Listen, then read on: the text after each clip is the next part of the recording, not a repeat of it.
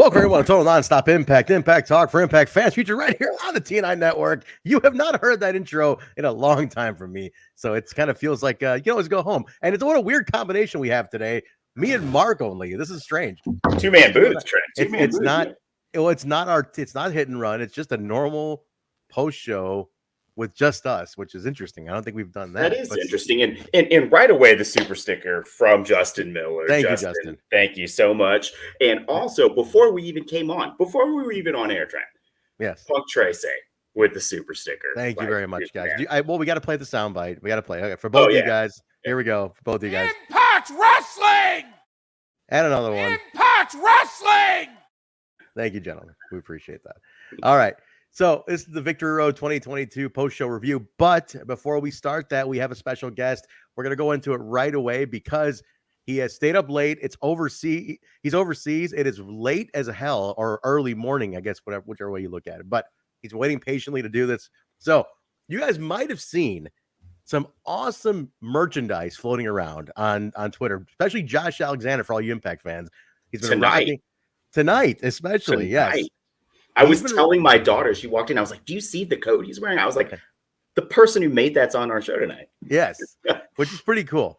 Yeah. So awesome threads have been floating around. Like wrestling merch you can wear in public and not like have to hide who you are. You know what I mean? Like, let's face it, wrestling merchandise a lot of times isn't like generally like general wear every day, right? Like I wore this out to the grocery store today. And mothers were looking at me like TNA. Like, what does it mean by that? You know, like right? So, no, absolutely. Like wrestling merchandise is a huge problem. Honestly. It is, which is why certain things have gone over. Like when things get over, you can see why the NWO Bullet Club shirts. They're cool, so they have the Hex girls. Yeah, the Hex girls. Yeah. But there is some merchandise floating around that not only is like very cool to just wear anywhere. It's not just the logos on, not the print, but it's also the threaded, like the actual cut itself. It's stuff you can just wear with anything. You can go out with it and actually like probably make friends because it's got a subtle enough look to it where it's like, oh, cool, I recognize that. Let me talk to you about it, right? And right, or in the case like with the jacket that Josh had on, it's like, yes. Ooh, what is that? Right, exactly. Like, cool. What is that? Is even better when you see something that's cool. It's subtle. It's like, oh, what is that? That's really cool. It's not loud. I remember, I'm going to tell a stupid story, but we're going to bring our guests on here. But I remember like thinking today, right? Because I was like, I know we're going to have Blacksmith Apparel on today. And I was thinking, I remember like 20 years ago, the WWE put out a shirt for Triple H and it said game over on the front. And on the back, it said, damn right, I'm over. And I remember at the time thinking, that's so cool. I was thinking today, I'm like, there's no way in fucking hell I could ever wear that shirt in public. As a grown ass man, there's no way I would wear a shirt that said that. It's not the late 90s, early aughts anymore, my friend. No, absolutely not. But the clothing I will wear in public is Blacksmith Apparel because it is cool. So let's bring them on right now. Fire. It is fire, and we're gonna talk about it right now. So, guys, this is we're gonna call him Blacksmith. We're really call him Blacksmith or Mr. Smith. Man of mystery. Man of mystery. Let's bring him on. This is Blacksmith Apparel. Hey, what's up, man? Hey, how's it going? Good to have you. Thank you for hanging with us. Good to see you. Thanks for having me. We are big fans. Big fans. Thank you. Appreciate it. Before we start, I'm going to put this at the top of the show. Mark, get that banner ready. Yeah. Just for listening, all TNI listeners right now, 15% off Blacksmith Apparel, promo code TNI15. It's on the bottom. It's scrolling on the bottom of the screen, but the website is blacksmith.co.uk. I'll let you do it. BLCKSMTH. You just did it, though. I just did it, though. Okay. I'm sorry. My screen flickered and it threw it in front of me, so okay. I figured I'd just do it. Okay. Well, I also need to be, as you know, Blacksmith is a valuable regular listener, so he knows where I belong on this show anyway. So I'm going to sit back. Blacksmith, I'm going to put your Twitter. Why don't you verbally say your Twitter account too? Let's put your Twitter account out here too. Yeah, so it's a BLCKSMTH Apparel. Look, we're gonna put it right there in his name. Good guys, give him a follow right now. Nice. Right there. So 15% off promo code TNI50. All right, Blacksmith, let's talk to you about this. Okay, we see the clothes. We see Josh Alexander rocking this a lot. He is probably your biggest fan right now. Tell us how this happened. How did the connection with Impact, Josh Alexander, how did all this go down, man? So Blacksmith started about a year and a bit ago now. And one of the first things we did was make a Bret Hart football shirt. And that wasn't for sale or anything. It was just a cool thing that I wanted because wrestling merch is rubbish, to be honest. Yeah. Right. And football shirts, or soccer as you might call it, are becoming a trendy thing to wear. Like, so 10 years ago in the UK, you wouldn't wear a football shirt unless you was going to a match. It wasn't cool. But now people are wearing them as sort of a fashion thing. So even if you don't like football, you still rock a jersey. And it's sort of the same with baseball now, or NBA. Like, even if you don't particularly like the sport, you can still rock it with a fit, which is cool. So we made the Bret Hart, and loads of people got in touch, Tyson Kidd, and that sort of blew up. And then did a couple more of like we did a Shawn Michaels and whatnot. And then I asked, it was Chris Bay sent us a message like, oh yeah, I'd love to for you to make us a jersey. And so we made like a 1 of 1 for him. It's 1 of 2 because I've got one behind me. And for a while that was it. And then Josh approached us saying, I'd really like, do you make like any entrance gear? And at the start I was like, no, that's not something we'd ever done before. It was just like the football shirts. But we produced just like a one-off sort of rash guard for him to wear to the ring. He was like, yeah, this is really cool. I like the design and everything. So we started wearing those more often, then people started seeing them more often. And then I guess someone who's been a big supporter of us from nearly the beginning is Jake Chris, former X-Division champion. Yeah. Absolutely. Yeah, so we love so he's been asking for something for ages. And in the last few months, I've just been thinking to sort of broaden it out to the indies, AEW, WWE, but most importantly, Impact. And the real reason is just because I want Impact merch. I'd rather have Impact merch over anything else, and that is the show that I watch. That's the real reason. But of course, there are certain contractual things which limits what I can do with AEW talent, for instance.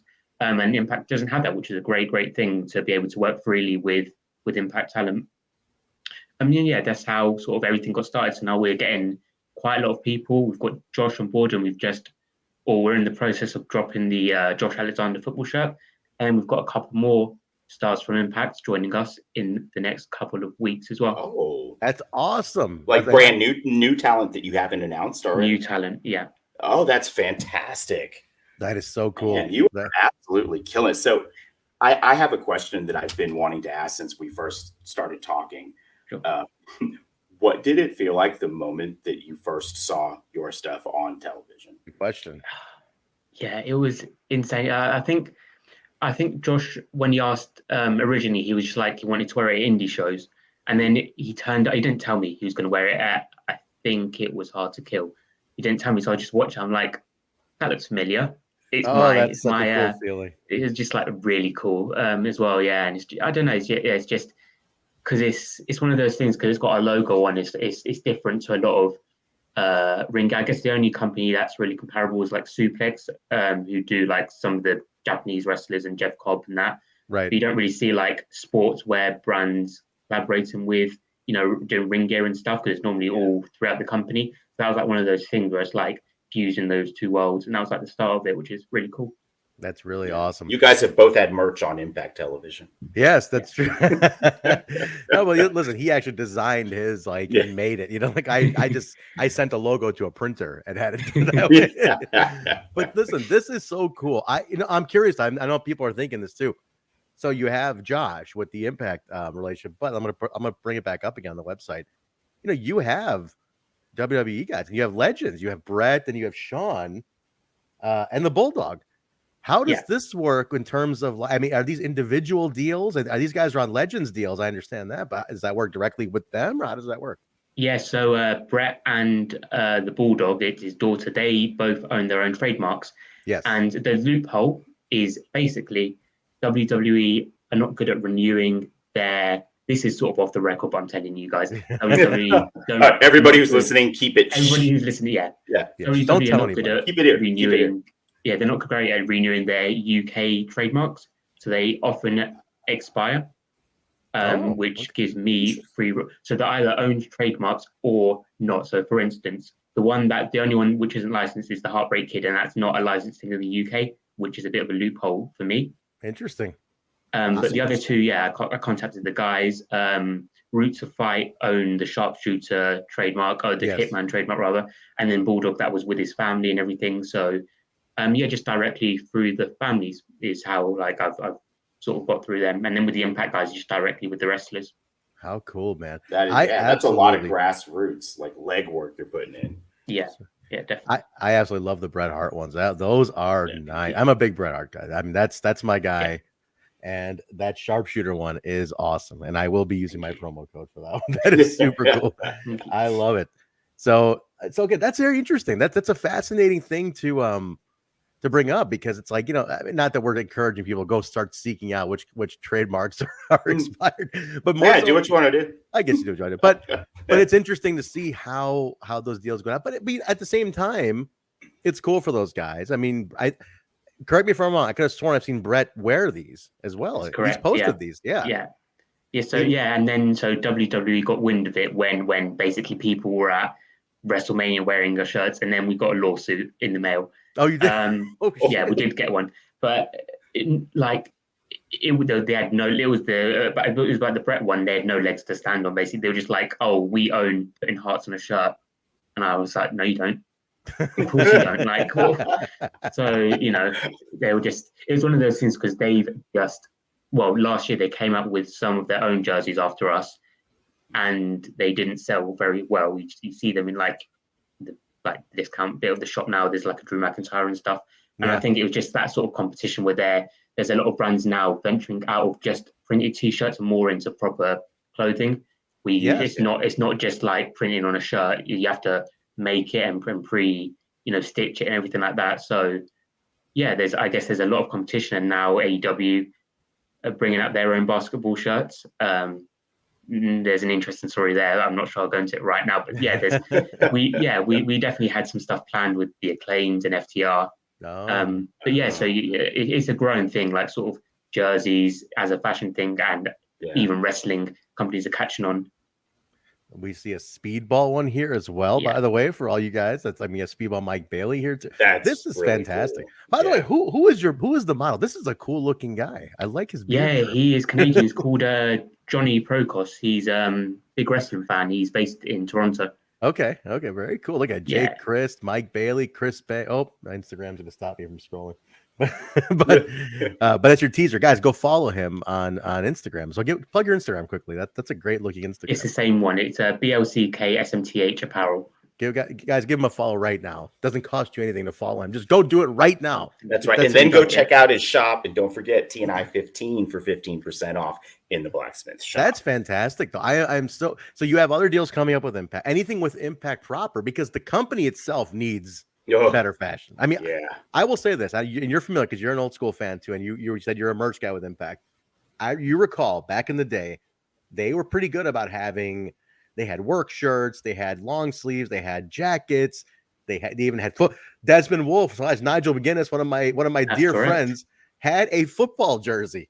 That was one of his merchandise pieces, which I thought was brilliant. And like they stopped all that. Now, anything with Impact proper to do anything specific for the company has that, or can you reveal? Let's put it that way. Well, there's nothing planned at the moment. Okay. I've had talks, but at the moment there's nothing planned. They haven't got any back to me with anything like concrete that they want. But as an Impact fan, not as a business person, as an Impact fan, I mean, I'd love to see better, much more, like a wider variety of more than just t-shirts, basically. Absolutely. Yeah. And I think what was really good is back in the day, like you said, Desmond Wolfe, or like you had the Pope sunglasses, or like that stuff that's not just t-shirts, and that adds to the character. That is part of Pope's character, or even like the Jeff Hardy chain, stuff like that. Jarrett guitar, that's part of their gimmick, and to have that, you're wearing essentially something that's part of their gimmick. And same with Josh's track jackets. I know it's a clothing thing, but that's part of his whole aesthetic with the rash guards and the sports and so that's something I think is really missing just in general in the merch world for wrestling. I hope they sort of build back up with cool things. I mean, the figure's really good, and they're doing more, it looks like, which is getting there. An improvement. Yeah. Now, I tell you the one thing for me that I realized where I go, I mean, wrestling fans almost get made fun of because it's another black t-shirt all the time. And yeah, we all have them. We're all wearing them right now. Let's not fool ourselves. But like, Blacksmith stuff I would wear out. Like that stuff I could throw on and wear out. You know what I mean? You could wear this out too, but this has been done to death. It's like you reach a certain point where you're like, okay, enough with the black t-shirts. You know, I want something that's a little more stylish. And let's be honest, Trent, now that you're newly single, you're not pulling a bunch of tail in your TNA I am not. shirt. Not in a TNA. You think I'm pulling anything with a TNA t-shirt at the grocery store? You think any chick is looking at this going, this is the father of my future children? Like, absolutely not. That's not happening to me. There you go. Justin's lead. Cha-ching. Blacksmith, your first sale. Thank you very much. Thank you. Justin is one of the good ones. Justin. Thank you, Justin. Awesome. Leave the promo code up for a little bit. Give it a few days through the weekend if you're cool with that, because we're going to plug the show a few times. Yeah, I'll leave it on. Leave it on, and it's for all listeners. We'll plug it on Twitter and our social media. So let's keep it out there. And guys, please do follow Blacksmith. Get connected. There's new stuff. He already told you there's new stuff coming. It's not just Bay and Speedball and Josh and Brett and Sean. There's more people coming. So you need to be a part of it now. And the pace is surprisingly quick. I can't believe the speed at which you're putting designs out. You've started just a year ago. That's mind blowing. Yeah, I mean, the thing with designs is like a pro wrestling tees. They have a designer. They print on demand. I mean, to make a football shirt, it's insane. Like all the little, because it's not just printing on the shirt. There's so much more that goes into it. Even just embroidering, just finding the right materials. There's so much that goes into it, and we sort of, improving like one thing that everyone says is like the quality is really high with our stuff, which is, sometimes it's really cool merch, but quality isn't there. And that's something that's like a must with us. And especially when intricacy here, this is incredible. Look at that, man. Really, really nice. Like something that was really important was like actually having the embroidered badges and having the shiny logo at the front that reflects, rather than just like having it all sublimated. So that's an option. So if you go to, there's a couple of companies and they'll be like doing jerseys, but they're all in like as part of the fabric. It's just like printed onto the design. Right. We make sure that we like have all the have the bits that go onto a proper football shirt essentially. Very nice. Man. Well, and it's gonna last you. You're spending, what would be considered a little bit more of a premium price, but for something that not only looks infinitely better, but it's gonna last a lot longer. Like that jacket is I just realized the jacket. That's what he was wearing tonight. That's what he was wearing tonight. I didn't realize it was on sale at the top. I immediately scrolled. This is incredible. Is that what you bought, Justin? That jacket is like. Oh, I want to know what Justin bought now. Awesome. This is fantastic. I know. Yeah, it's an amazing jacket. That is killer. Now the work that look at the quality. You can see look at the back. Look at the back logo again. This is phenomenal. I love the stylization on that. Blacksmith, this is something, man. This is very beautiful jacket. I love this. Look at the little slice into the show. And that little design. You're not getting some pro wrestling tees, guys. They're not doing stuff like this. This is craftsmanship in clothing. It's art. Now the question I want to ask now, how did you get into clothing? Were you into fashion design, or what were you into? What got you into this? No, I graduated university a couple of years ago, and I did a journalism degree. And whilst I was working sort of in marketing, nothing related, and I wasn't even designing things, but I was drawing a few things and like mocking up football shirts. So I was sort of designing the football shirts, and then I sort of looked into what it got to make one made, and then like it took a few months. Thank you very much, Justin. Thank you for that. Beautiful. It took a few months because unless you're a pro football team, soccer team, it's impossible to, if you're not involved in the industry, it's really hard to get those materials. So I took months to just sort of perfect what it would take, and then put together a jersey. So the first one we did was I just sat there and did it by hand. And then people, it just sort of blew up on social media a bit, and it just sort of went from there. And we're going into the track jackets now, and you definitely want to go into other things. Some winter wear would be something that's really cool. Just all kinds of sportswear is something that we're really interested in doing. That's so cool, man. I am so impressed by how quickly you've turned this around in a year. No that's fantastic. I mean, we are so happy for you with that. Yeah, absolutely. I appreciate it. Talk about filling a need in the community across all the brands too. Wrestling merch as an umbrella term, in general, it's pretty bad. So this is much needed. appreciate the fresh injection into the market. And this is going to drive other people to try and, and match what you're doing, which right now no one is doing that. So yeah. And you're gonna have you encountered any copycats? Like I know you mentioned with the AEW thing, they're getting to their own now. But any other ones?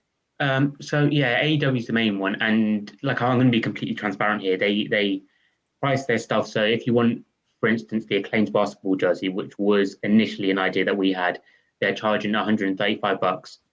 Oh, wow. I got an early copy of it just to test out the material, and I don't want to slander like any copy, but it's not. I wouldn't sell that because it's just sort of you're paying for the name, I guess, which is part of why wrestling merch is more expensive than just buying clothing as part of it, because you're licensing, you're paying royalties, but it's not like pro wrestling tees get away, in my opinion, with too much. And like, I just think that there is a void, not with just us, but just in terms of all wrestling merchandise, that there is a massive gap in the market, and pro wrestling tees don't have that monopoly at all. And there is, an opportunity for really high quality merch to be done, not just sort of a nice design printed on something that doesn't matter. I think the garment should be part of what you're buying rather than just the design. One of the big things that PWT is criticized for, and this is not me shitting on, it's more just a general kind of conversation I hear. Their default is the really heavy duty Gildan shirt, which is extremely uncomfortable. And they offer an option to upgrade, but but at the end of the day, you're paying $30 to $35 for a regular digital print shirt. Yeah, and I'm thinking that's a lot. Yeah, sometimes it sways me from purchasing a shirt because it's that expensive for just a basic heavy cotton. But you're right, the garment is a big part of that too. That should be a part of it. The quality of the garment, along with the license on it, is a big part of the whole thing. So I'm impressed, man. I think you're onto something great.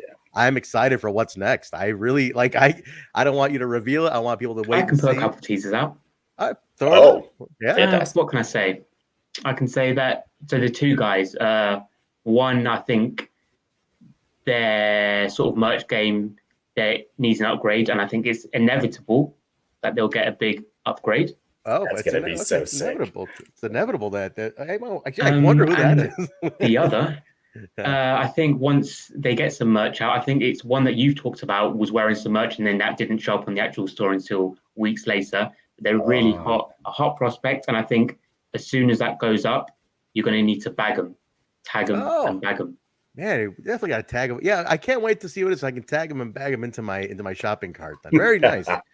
That's fantastic. Man, plug all your socials, everything verbally, because it's going to be on the audio too. So just plug that from you right now, and then we'll do some wrap up plugs here too. Thank you. So it's blacksmith.co.uk, BLCKSMTH.co.uk, and on Instagram, Facebook, and Twitter, it's the BLCKSMTH Apparel, Blacksmith Apparel. Very nice, guys. Give him a follow right now. And again, thank you to Justin for picking one up right away. He picked up the Joshua. That's awesome. I can't wait to see a photo of him in it. That's awesome. So cool. When is that being released? Do you have a date? Within the next 3 or 4 weeks. Okay, great. Nice. So guys, order it now. Then as soon as it releases, it's shipped to you. It's right on its way. I'm a Bret Hart guy, so I'm getting the Bret shirt. That's going to be mine. The Bret. I now have decided which one. Probably the sharpshooter one is going to be the one I'm going to go with. Nice. So I'm excited for that. So as soon as we're off the air, I'm ordering this. So keep an eye for my order coming up. So. Appreciate it. Thank you. And if you have any stickers, I will take a sticker. Because we're working on stickers. Working on trading cards and stickers. So all the Josh Alexander stuff comes with a Josh trading card. Oh dang! Wow. So you've signed with Josh. Like Josh is like he's our premier athlete essentially. So cool. That is awesome. I love that. Is very cool. I love it. Well, that's so congratulations on so much growth in such a short period of time. Thank you so much. It seems very well deserved. Like I just want to say, as a regular viewer of the podcast, it's great to be on here. And I always catch up. I don't normally stay up until 4:30, but I always catch up. Next day. Thank you. Thank you for supporting us too. No, we appreciate you very much, and you're part of the family here now, man. This is what we do, and like you're a friend of the show. You're part of the TNI fam with us, and you've been on the show now. And honestly, we really want to see you grow. Like we are so excited to see you grow because I didn't know it's only been a year. That's blowing my mind. And you're so young, and I'm like, you have so much ahead of you to do in this business here, and not just in this business. I mean, obviously this fashion can transcend industry, and you've already started doing with other stuff too. So don't stop, man. I think you were onto something wonderful here. You have tapped into an area that it desperately needed a modern upgrade, and I think you're hitting it right now. So please keep going with it. But guys, Blacksmith Apparel, promo code TNI15 will get you 15% off on the website. So go to it right now, BLCKSMTH.co.uk. All the items there, including the Josh Alexander track jacket pre-order that he wore tonight on Victory Road. That's so cool. That is so cool. Have you done anything with you've probably been dealing with his wife then too, right? With Jade. So Jade takes all the photos and really great. And one more teaser. So we've got Josh's Bound for Glory gear, and Jet might be wearing something very similar as well. Oh, that's gonna be so. Oh man, that is too cute. That is awesome. by far my favorite thing that I've done with the brand. That to make something for Jet beats everything else. I got to meet him in Chicago, and it was I was more excited to meet Jet than I was the first time I met Josh. How crazy is it that like all of us Impact fans are just like, can we get a signature from Jet? It's like a 4-year-old. Like, I know it's so weird. I remember I was also a big fan of like Maxwell, Matt Hardy's son, because they put him out a ton, right? And I remember loving Max. I'm like, this kid's awesome. And I remember I picked up Matt at the airport one time for AAW, and like we were talking. I'm like, dude, your kid is so cool. And I'm like, I was sitting there talking to a grown man about his 4-year-old child, and like how he's so much cooler than him. And, and it's Matt Hardy, who's pretty fucking cool. It was pretty cool, man. You know, and so yeah, it's awesome.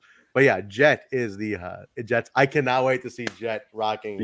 Some Blacksmith. That's gonna be awesome. Very awesome. We're gonna be like, we know the guy that made that. That's so great. That's so great. No, my order's coming in. So as soon as we're done, I'm ordering mine. So guys, get yours too, please. So support. It's not only are you supporting somebody associated with Impact. This is an independent business. This is a new business. Something you want to support. You want to see grow. You can be on the ground floor of helping a new company grow. And you've already done amazing growth with what you've done with these guys so far. I cannot wait. The inevitable one that's going to happen. I already know how great the fashion is with that person, and I just know that it's going to be inevitably amazing because I can picture now because his gear's already awesome. Yeah. Very Thank cool. you so much. Can't wait. Thank you. Get some sleep. It is late as hell for you. Yes. Get some rest. We're going to start the review for Victory Road. We'll pop you out here. Guys, one more time, Blacksmith Apparel, TNI15 is your promo code, BLCKSMTH.co.uk. Order right now and support Blacksmith Apparel. Thank you, man. We'll talk to you soon. Thank you for having me on. Appreciate it. Anytime. Anytime you want to come on, you have a new merch drop, anything, you just get a hold of us. 100. I'd love to discuss some Impact with you guys. Anytime you want. This is open door for you. You have the seat open. Anytime. Thank you, guys. See you later. All right. See you, man. Thanks a lot. Blacksmith Apparel. How cool is that? Real quick, before we pop others in, I just want to acknowledge, I just didn't want to do while we had the guest on. Bell's Boy with the $5 super sticker during the interview. Thank you, Bell's Boy. Ronan Blue immediately followed with $2 super sticker. Thank you, guys. Courtney with a 99-cent super sticker. Justin Miller for the second time tonight with a 99-cent super sticker. Anna Reed with a 99-cent super sticker. Thank all of you so much. Love you guys. I have to play 5 of these? 5? Okay, here we go. Ooh, all right. Impact Wrestling! Impact Wrestling! Take the one down so we can have a full screen of Todd Morial here. That's 2. 3 more to go here. All right, here we go. Here we go. I lost it. Where the hell is it? Impact Wrestling! All right, that's 2 more. Impact Wrestling! All right, my fingers getting tired. Impact Wrestling! All right. One more. Whilst that was only 4. Whatever, play one more just to be safe. Impact Wrestling! All right, let's start. Better safe than sorry. We need more people to help with this, so it's a good thing that Stefan is here. Stefan is here. Wait, Stefan. Start saying his name. Right. This isn't Steve Urkel doing Stefan. Yeah, I haven't stepped out of the cool person time machine. Yes, he doesn't have those. He's floating in virtual space. Oh, Alicia's here too. Let's put you two down here. Let's put the there we go. That's better. I have a feeling Stefan should be in the treehouse as well, maybe, right? Well, I can only fit 2 in the treehouse. Trent, you solo up top. I can't do that. We can't do that until J-Bone joins. So anyway, all right. What's up, you guys? What's going on? What's new over there? Did you guys see that sick shit that Blacksmith guy makes? Dude. Yeah, we were paying attention to the interview. Dude, how cool. What a nice guy, too. And he only started a year ago. I was like, that's it? Yeah. A year ago? That's awesome. It's pretty impressive. Very cool. Dude, good for him, man. He's got some good stuff. I mean, it's got to be a trip. He's only like 25 or something, right? And he's got like his stuff's already on TV. Like that's really cool. Incredible. Yeah. That is awesome. Huge accomplishment. Very cool. Very cool. All right, guys, is J-Bone joining us tonight or no? No, he got a couple of he got a booster and a flu shot and all sorts of stuff. So I guess he's still feeling under the weather. I saw him in human chat pincushion today. So feel better soon, Bone Dragon. And Bell's boy for $2 said, for Trent not podcasting from his car. You son of a bitch. I'm actually home. This is what I'm fucking home on a Friday night. This is terrible. I'm watching Impact Wrestling. I'm watching this on a fucking Friday night. This is what happens. Hey, what are you trying to say? Fuck you, man. No, you guys are fucking married, man. This is what you guys do. That's true. Hey, ladies, Trent is still single. Yeah, I'm really fucking appealing over here talking about Impact Wrestling on a Friday night. I really look like a star. You know, definitely gonna father some future children here. Stud machine. Fucking A, man. I guess we know how to get Trent worked up these days. Well, we're gonna break down Victory Road 2022. It just aired on Impact Plus and Insiders and everything. What'd you guys overall thought of the show? What'd you guys think? Anything? Any feedback from like general just show start feel? Anything? I thought it was excellent. I feel like the lead up show really gave us a taste of what was to come, and it lived up to the expectations. Nice. Okay. Yeah. Stefan, what do you got, man? It's been a while. You've been on a while. No, yeah, I guess you're right. I think it was another pay-per-view last time I was on. I can't remember. It was like I was on that one too. It's been a while. Something. Yeah. Yeah. But anyway, yeah, it was a really fun show. Like, what was I gonna say? Yeah, I mean, it makes you want to watch Bound for Glory, but that's kind of the point. You know what I mean? That's the whole deal. So yeah, definitely, definitely did its job, and it was definitely fun to watch. I can't believe it's next week, man. Already Bound for Glory. Yeah. All right. So what's the shit we heard about, like the seating and people being moved around? Like, people are all upset about what's going on here. Hey, Justin Miller, $2. TNI's most eligible bachelor, Mr. Trent. A few more of those $2 tips, and I can actually take a nice lady out for like a sub at Subway or something. Oh shit! Speaking of ladies, Trent's ex-wife says, "You never manscaped for me, Trenton. I want my money." Speaking of, I don't have a script. Well, we are an endorsed a sponsored podcast, which we'll get into those plugs later. But she probably wants her money for. She heard about the Manscaped sponsorship, so we're gonna want the. And did you guys? So yours is on its way, Alicia. So Steph, and this is a couple's thing now. So there's a Manscaped kit. Dude, my wife was like, I'm using that, right? And I was like, I expect you to, right? Completely. So I already own my own Manscaper product. So now ahead of the curve. Alicia gets to have her own now. I was waiting for Alicia to be like, he sure does. Really popping that Manscaped promo. Yeah, I approve. The Manscaped promo. Oh, TNI, right? So if you go to manscaped.com and you use TNI, promo code TNI, free shipping, 20% free shipping, 20% off. Yeah, they might even throw in a free gift. I paid full price when I got mine. So exactly, it was worth it. So I will, and that was at full price. Exactly. I will tell you this, Stefan. Alicia's that's on its way she's getting there's a boxer short and t-shirt gun, but it's gonna be hers, not yours though. Sorry. He can have them. Nice. He puts in the hard work. So all right, let's break this show. So overall, I heard about they were moving people around. Some guy was really upset about like having to be moved. I mean, I don't know if the hard cam side was empty or what, but it looked like they filled it out. I mean, what do you think, Mark? You were saying something about that. It looked pretty, especially early on the pre-show. I do want to mention that I really agree with Alicia. I loved the pre-show. I thought both matches went really well with the card, which isn't something that always happens with a pre-show. So kudos to that. But man, it was sparse. Like the crowd even at its loudest, it sounded like 10 people in a fucking backyard. It was rough. It was I felt. Why are they having such trouble selling tickets in Nashville? Nashville's just brutal. That room was set up for 400 and it was not full. Like the seat map was 60% empty. You know, I think it's because it's a studio, it's a soundstage studio, man. Well, like it's not the most appealing setting to go to a show, right? And they've been there too much since a lot, dude. Since they came back, it's just been over and over in Nashville. It's time to say goodbye to Nashville for a year or two. Yeah, like try a different market at this point because, like, you've exhausted them now, man. They're tired. Like, you don't get a bunch of bills who are just gonna fly around to go to it, you know? Yeah. So, well, that could be why. But let's jump in.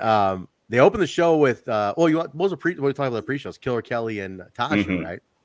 That was dude. I don't know, man. I'm very. Well, there was one before that. There was a match before that too. Go ahead, go set it up. I don't have the card in front of me. What was the pre-show match? It was It was the Bullet Club versus. Yeah, 1 second. Let me see the list here.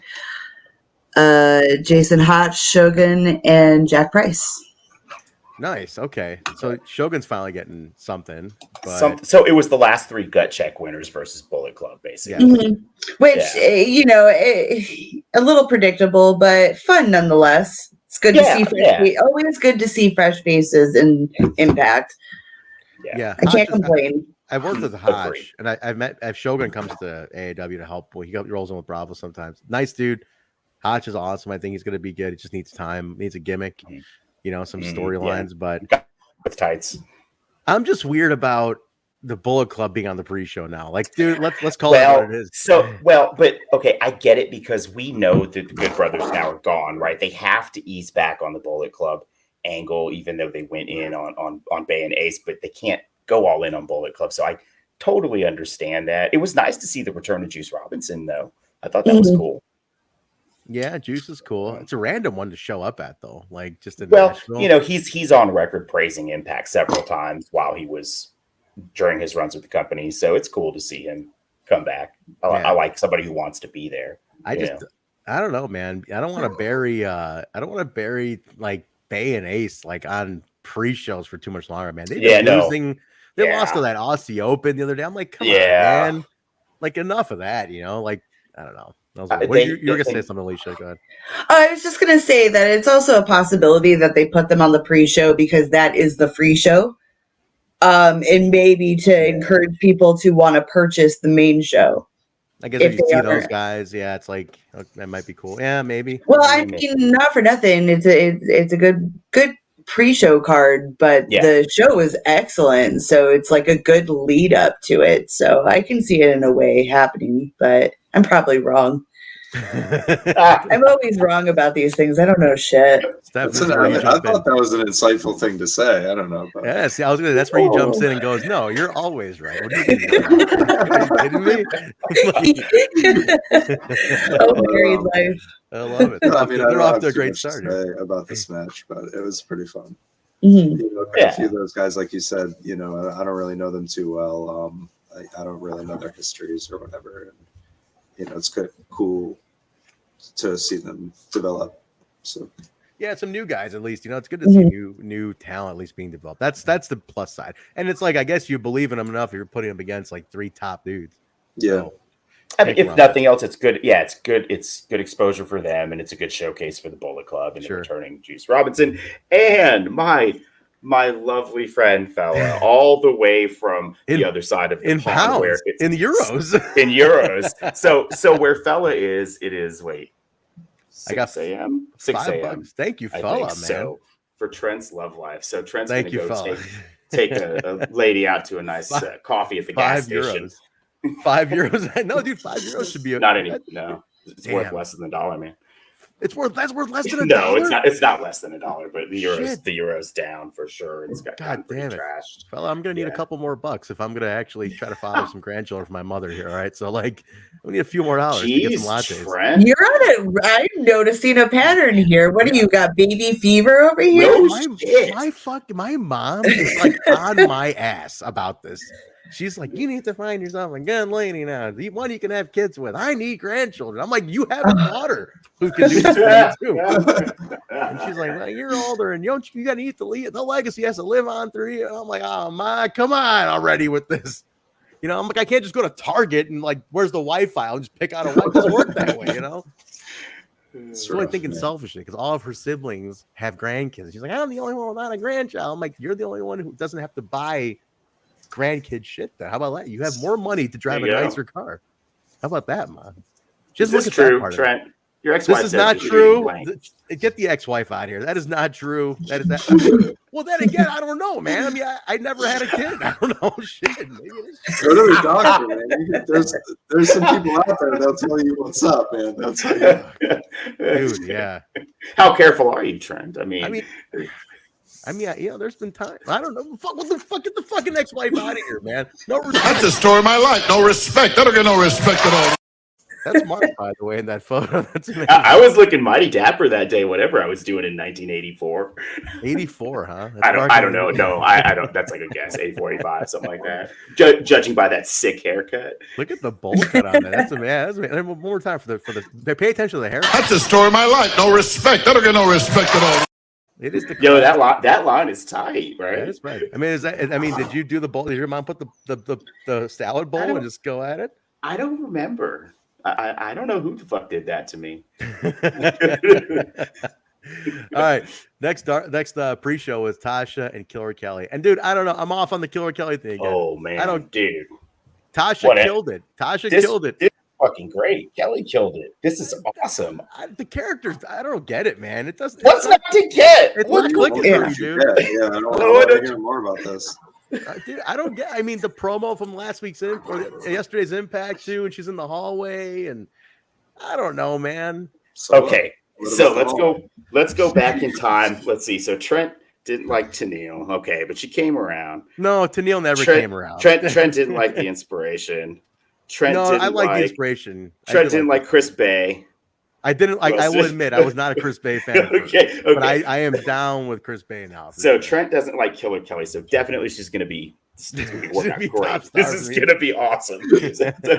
I love this sultry S&M seductress. Like, I like pain. Don't fuck with me or fuck with me. Like character. I thought I even like. So this match. I loved it, man. I like all the playing close and like the double entendre. I love it, the whole thing. And then I even like the scrum finish because I didn't want this to be a one and done. So I'm okay. I'm completely fine with that finish. All right. It's definitely I agree. Here. This is fun. No, it's a fun match. Yeah, I think Killer Kelly's cool. So yeah, I'm on an island here, man. I'm on an island with this one. I don't know. I'm not. What do you guys think in the chat? You know, Trent, your ex-wife thinks that this fucking bitch. And it's like they both have attitudes, kind of, but like in different ways. You know what I mean? Mm-hmm. True. You're right. I'll give you that. That's a good play. That's cool. Tasha I think there's storytelling here, and honestly, hopefully, in my mind, I think they're going to ultimately end up teaming up because something about Tasha and Killer Kelly makes sense, and they're playing off of each other really well. I don't know if this might be a departure of Savannah going on her own way, or maybe they'll all team up, but I don't know. Also, is Killer Kelly magic? Like, what? How did she make her Savannah disappear? Yeah, and then awesome. She appeared in front of her. I was like, what is she like? She's David Copperfield now? What is this? Good storytelling always leaves the audience wondering and wanting a little bit more. What is she, like a fucking wizard? Is she a wizard now? She might be a vamp. She might be a vampire. I don't know, bro. I'm off here. I'm out of here. Bill's joining here. Bill's coming in here. Let's get. He just got back from the show. I can put you guys back. He's still like covered in blood and barbed wire. Bill, I'm gonna move. Well, no, maybe got a teeth in his hair. Yeah. Bill, what's happening? Back.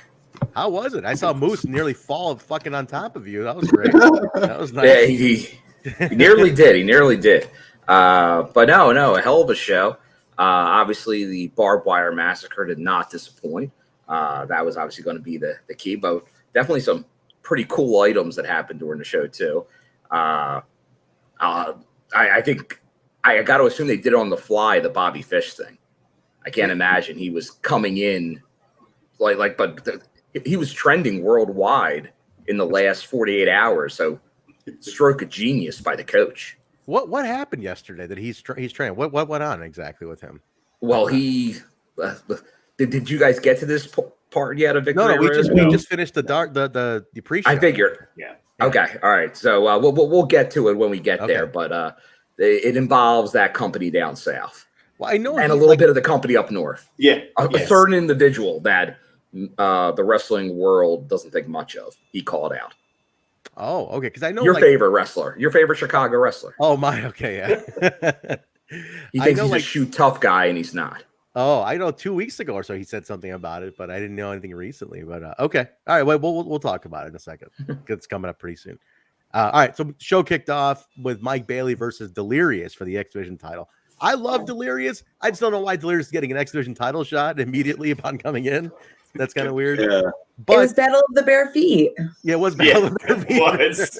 And there was even a foot bite in there, too. Yeah, exactly. If you have a male foot fetish, this match was for you. Was all for you. Absolutely. All for you there were guys. Feet all over the place in people's faces. Disgusting. Touching feet, biting feet in the mouth. Like, just feet everywhere. Just horrible. Just absolutely. I hope they put a lot of powder on before this match. I'm waiting for the hashtag foot fetish match comments going on in the chat right here. But Delirious is awesome. I think I've always been a big fan of him. I'm impressed that he can still go at that Delirious level. Yeah. You know, and he was a booker for Ring of Honor forever. Not as active. So he's still got it, man. I like the match. I mean, Bailey, he kept the title, obviously. We knew that was going to happen. It was a little predictable, but a really good fun match, though. Really good match. Crowd seemed into him. I like Delirious. Where's he? I don't know much about where Delirious is based out of. I just know he doesn't even speak a language you can understand. Trent, no, so he even tweets. He's a mystery. He even tweets in blah, blah, blah. No, good stuff. I mean, anybody got anything on this one? Any feedback? Anything good, bad? You want to throw in there? Just any comments? Anybody got all the feet stuff? It's awesome. Yeah, I mean, I was freaked out about the foot biting. You know? Yeah. Of course, you expect to see Mike Bailey with the bare feet, but you don't always expect an actual foot attack. Yeah, that played so well into the theme of the whole match, though. Talk about brilliant match. No, definitely, yeah. But then you got Delirious touching the title too. That's always bad luck. So that's how you know he's going to lose too. Bad luck. You don't touch the title. belt. Good call. Good call. It's like you never wear if you're in a band, you never wear your own band's merchandise on stage. Same thing. Yeah. You don't do touching the Stanley Cup or. Yeah, you don't do that. No, so Mike Bailey wins. There was a little promo with the face trio with Josh, Rich, and Heath afterwards. I kept thinking Heath was teasing something here, man. It seemed like heel turn was teased right there for some reason. It just seemed. Did they show you guys? Well, they've been hitting at it with Rich for it feels like weeks. Yeah, because Rich is never happy. Did they show you guys the promos in the arena? Yeah, we saw all the backstage segments. Certain commentary between matches, they would pump out through the arena, but not a lot. We'll get into it at one point, but I know as I was leaving, somebody said, I guess they got messaged or they were looking online that they revealed how they're going to handle WrestleCade in November Impact. They didn't tell us in the arena, but supposedly that was said during the broadcast. Gotcha. That's usually with Thanksgiving weekend WrestleCade, right? Correct. Okay. So then we had a little Honor No More talk, just hyping up their stuff. And then it was the Machine Guns versus Honor No More, PCO and Vincent. Dude, I like Vincent, man. He's guy's awesome. This guy's fucking grown on me so much. He's awesome. Go ahead, Alicia. I was just gonna say, I was saying in the chat earlier during the show how Vincent reminds me if Rob Zombie and Charles Manson had a baby. 100%. Oh yeah, totally. Yeah. But better, I don't know. I can't explain it, but overall, the guy's got great character. Totally. I don't know where he came from. I know he was Ring of Honor, but I never heard of him prior. I don't know if you guys saw him on the East. I was East Coast. He was you say Northeast. He was Northeast Wrestling is where I first saw him years ago. And he was Vinny Marseglia. was his name. He didn't have the long hair that he has now. He's so known for. He had short hair. He still had a beard, but not like a big bushy beard. More of just like a standard beard. But like obviously all the tats was kind of like his real calling card. But no, he was impressive. He started doing the Kingdom stuff. It was like when it was Taven Bennett, TK O'Ryan. So I'm very familiar. He's improved over the years. He was always pretty good, but he's gotten better over the years. And sort of like a Diener in BBD, he's a workhorse guy that probably doesn't get the credit, but we've been seeing more for him, like in Ring of Honor near the end. Rest in peace, Ring of Honor. He was a huge factor in like promos and storylines. Yeah, it was dead before that, but now just. Right. I mean, that's kind of what I was into Ring of Honor when he was like big in it, like kind of towards the end, like what you're talking about. So yeah, him and Taven had a great, like they were together, then a great feud together. Yeah, so he's showing it. He's showing it now. Interesting. I just don't know what's up with he's wearing those white pants after Labor Day. You can't do it, man. That's a violation, man. Violation. That is a violation. You do not wear white pants after Labor Day. What are you doing, man? Because I'm sick. Maybe that's why. Where's cereal, Mom? Vinny Marcinko. Okay, so yeah, I was looking at stuff here. Okay, so yeah, he had like the 6-man stuff and Northeast Wrestling. Yeah, totally East Coast guy, it seems though. Interesting. Yeah, I saw him at like Lancaster Pro Wrestling. He was definitely all around this my area a lot. Alicia, you were gonna say something when his name came. Like you saw him as well, like on the Indies. Not on the Indies. I didn't see him, but we watched him recently on Circle 6. Oh, okay, yeah. They're featuring a lot of Impact guys on that show. It's a new up and coming promotion. So yeah, I think Trey did something there too, right? Recently? Josh Alexander. A lot of names are popping up there. Jake Christ had a match last time. Jake Christ is like undefeated there. Well, he actually just lost the ladder match or whatever. That was, I think, last month. But yeah, he's undefeated. Interesting. Yeah, Vincent's been doing this since 2006. That's crazy. Like he's been around a long time, man. Interesting. This match was a ton of fun. My PCO was dressed up. He had a tux on. He looked so dapper. I loved it. PCO, like I was thinking about this when I was watching Impact yesterday. You're flipping TV and you see this guy walking in. Like I am stopping on. Like that's a channel stopper for me. Like what the fuck am I looking at? Like it literally looks like a monster. Like go ahead, Stephanie. What you're gonna say something? It's just like Uncle Fester. You'd be dude, like, like his entrance, he's like, I'm like, what the fuck is this? I'm stopping on this. What was with the suit tonight, though? It's a pay-per-view. You got to dress up. Oh, yeah. Okay. Dressing for the occasion. Duly noted. Duly noted. PCO is a man of taste and culture. Yeah. Absolutely. Absolutely. Yeah. What we have so many new sound bites here. I'm just gonna play one of them randomly just because. Triumphant. Very triumphant. That tuxedo was triumphant. Critical State nails it. PCO really is made for Impact. Dude, yeah. I have become the biggest fan overnight since he showed up. This guy's wonderful. I love everything about PCO. He's awesome. He is really cool. And the partnership's nice. Him and Vincent. Oh yeah, are just great together. Yes, they're like one of those that just works. It does. I thought they were gonna give the match to those guys, but the Guns did win it.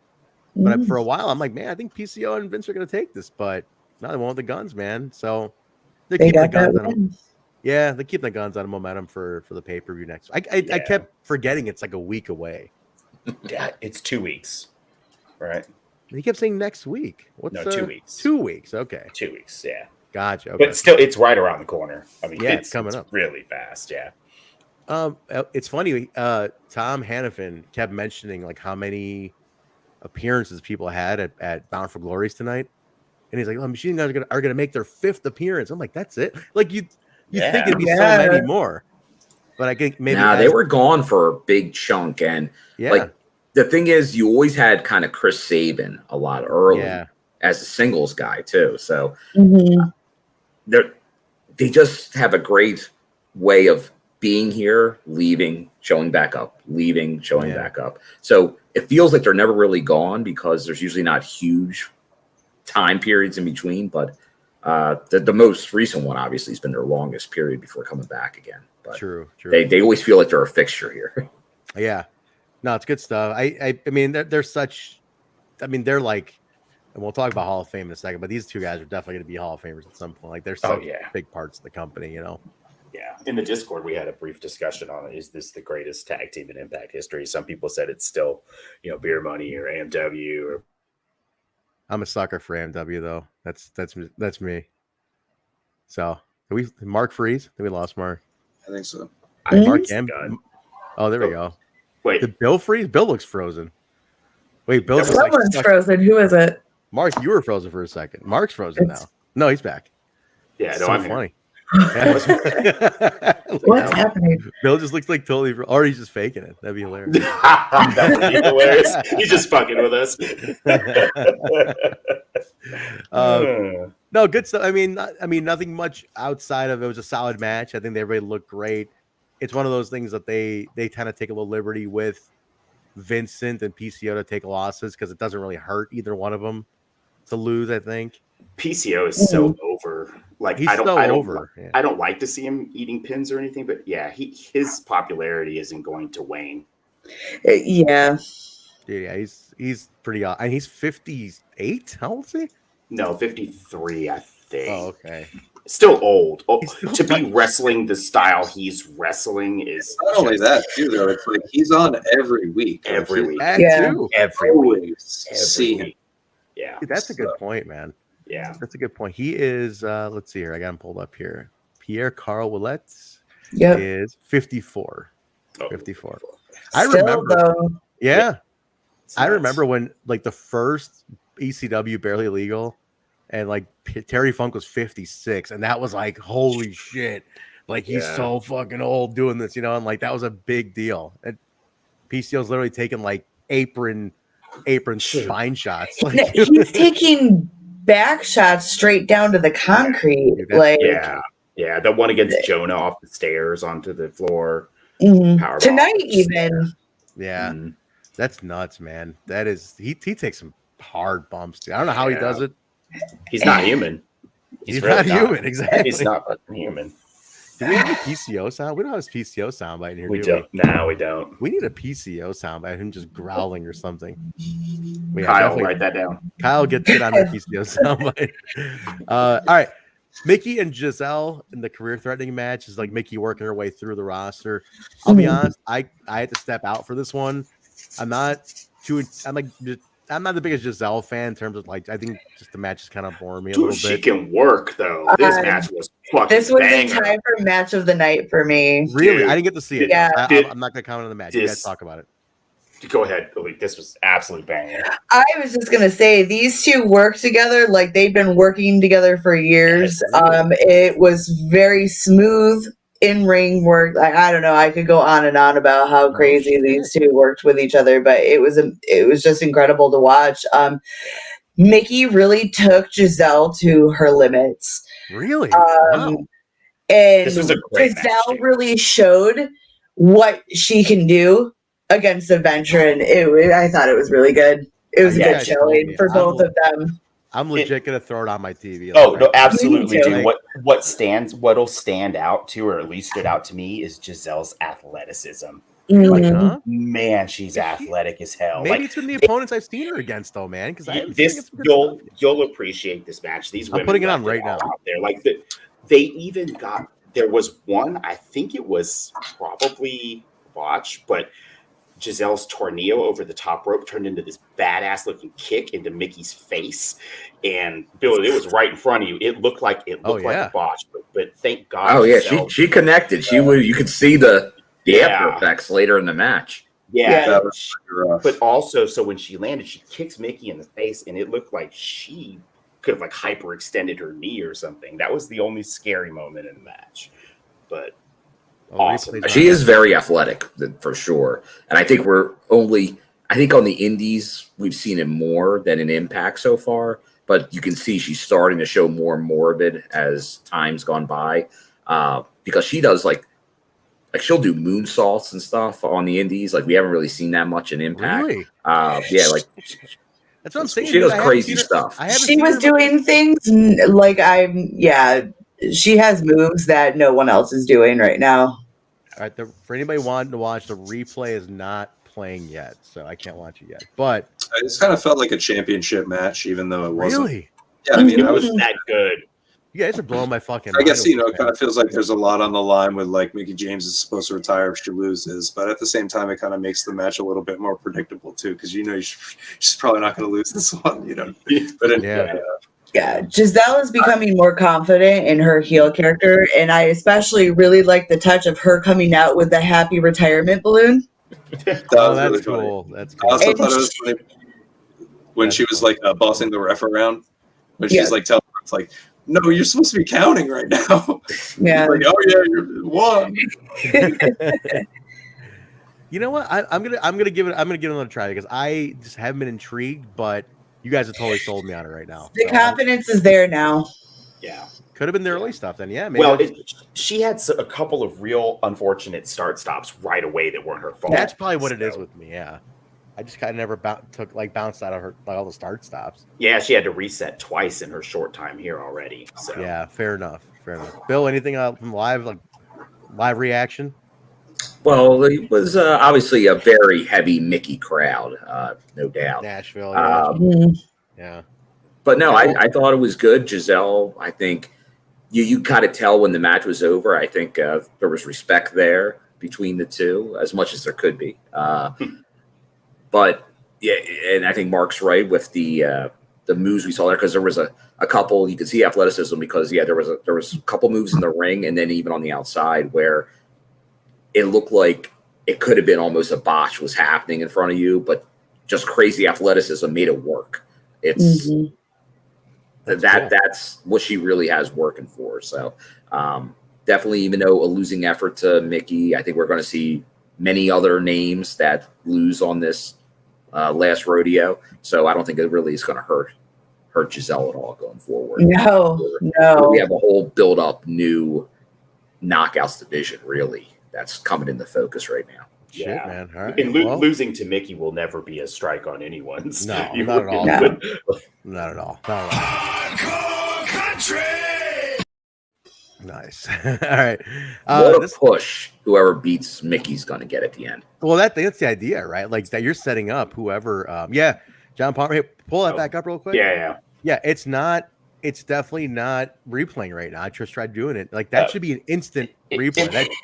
It just fucking aired. Switch to YouTube. So the YouTube Ultimate Insider package is far superior to the app in any condition it's ever been in from launch day. Absolutely move to YouTube. I don't know why they've neglected this goddamn app so much, man. It is like falling the fucking apart. Yeah. It's so weird to me, man. But all right. But yeah, so John, if it does kick in, if John, you're checking, anyone's checking, I'll check too while we're doing the show. Let me know if it comes back up, if it is back up for replay. But all right. Next one coming up. We can say Mickie does win. She stays on for lives to fight another day. All right. Fourth match is this was cool. This was wild. And Bill, definitely want to start with you on this because live perspective on this one. This was the number one contender for the X Division title. Kaz, Trey, Kenny King, Laredo, Black Taurus, Alex Zane, Yuya, is it Uemura? Yuya Uemura? So. Yuya Uemura. Okay. And versus Mia Yim, which number one off the bat, I gotta say, Mia being in this is awesome. Hell yeah! Right away, awesome to put a knockout into an X Division contender. Yeah, the crowd was loving Mia in this match. She was awesome. Oh, she was slain. This Yuya, I've never seen. Where did Yuya come from? Because it's been on Japan Strong. Correct. Gotcha. Okay, that's the part. Dojo trained. This is his excursion. Yeah, he's young.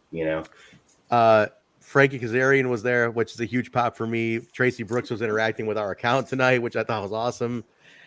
She was live tweeting the show, and then I think Mark, it might have been you who initially tweeted her something, and she did reply. And I said, none of us are going to flinch or none of us are going to be. Or did I say something like we're not going to mind if he has a valet at Bound for Glory? Yeah, and she's like, be nice. You never say never in wrestling, so. Yeah, I think it was Kyle that tweeted the original. I don't know. Okay. There's a lot of us actively participating now out on the social media landscape. Yeah, we got inspired, recent things inspired. So. But no, very cool. So, Bill, let me start with you on this one because just live reaction. I mean, there was a lot going on in this match, man. Yeah, a lot going on. Who's the most over? Like, who got the most out of this one? Well, Mia was very over. Okay. I'd probably say Mia was the most over participant in this match. Everybody had like Laredo had some good fan, but even though it was brief, Kenny King, great job of getting Heath. Then Frankie's always going to get a positive reaction. But I obviously that Mia came out so early, it was going to be real tough for her to win this. But I can't not say good things about Trey Miguel too, because he was the worker in this. He did the Rich Swann gauntlet. He was the guy in there the whole time working with everybody, it seemed, in this match. So yeah, true. Trey did a great job. Mia, obviously, from the beginning of the match, she carried it. Like, she had those big spots that really was getting over the crowd. Then you had that storyline. I'm assuming we're going to see that play out on TV the next couple of weeks. Kenny King and her still.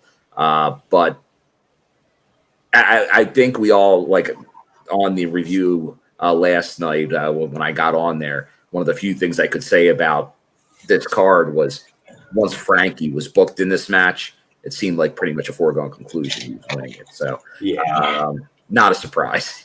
No, not at all. Is this kind of a AEW parking lot type of thing, or they're like we got nothing for him? Nope. Can you guys use him? Do something with him? Like, is that what you guys think? I mean, like they have nothing to do with Frank. I mean, has he been on over there? I don't even know. No, I don't think so. I don't know. I haven't seen him in a long time. It sounds like he was able to, like, instead of like indie dates, was kind of like, can I just go work Impact? And I think they're like, we have nothing for you. Go ahead. Okay. Like, because I don't know if that was still his gimmick, but wasn't it like the Elite Hunter? And they're you can't say their name right now. You can't say Elite Hunter when they're going on. He's been away from that for a bit. He just got moved back to the YouTube stuff. Last I saw of him, which was months and months ago. So I mean, dude, they got so many people. I mean, more appreciated by an Impact fan base anyway. I was going to say that's working out to our advantage right now because we get him and we're happy to have him. Always. Yeah. Serotonin. Yeah, dude, serotonin days. I yelled out serotonin when he came through. Did you? Oh, good, good. Serotonin. Dude, and then Raven getting the hell. We'll talk about that. Wait, hold on. We didn't cover that match though. Yeah, I was thinking we were talking about serotonin. That's a Raven tie-in too. I love Frank Kazarian. He's total sidebar. He's a friend of mine too. Like I think he's awesome, and I'm happy to see him anytime I can see him on TV and Impact. To me, one thing they didn't mention on commentary was like how long he's actually been there. Like they didn't say like he's been there since like 2003. Like dude's been there 20. Like he was there 20 years ago. There was a lot to cover in this match. A lot, yeah. You can't go into a history of Frankie Kazarian. They'll do that at Bound for Glory. You know who doesn't really quite click with me is Alex Zane. What do you guys think? It's something about because it's Hot Sauce Wizard. Right? Love him. Pretty much everybody in this match. I mean, even the new guy, the NJPW guy or whatever, he seemed pretty cool too. But a lot of Bill in this match. Bill showed up a lot in this match. There was a lot of Bill. I can tell you why. I think with Alex Zane, like I like Alex Zane in the ring, but they use him, really intermittently, and he's not signed. So I think that has a lot to do with it. I can see that. He just kind of in Impact, he just shows up. He's just like walking in the wind shit. Yeah, just has a good match, and then he's gone again for a few weeks or a month or whatever. And that's not his fault.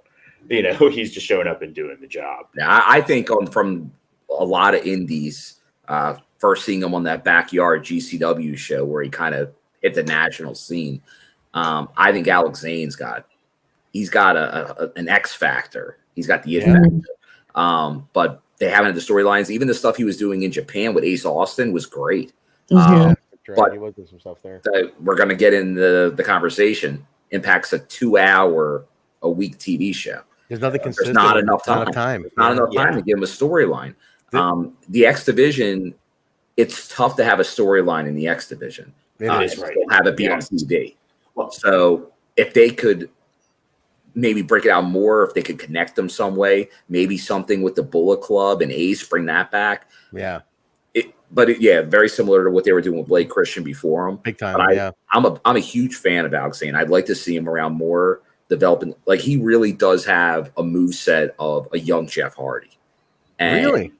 Oh yeah, he does crazy athletic. That guy with more size, significantly more size. And he's a big dude. And he's a big dude that does it all. Like, he is a prototype. There's a reason up north signed him, because they're like, oh, that guy he could do something here.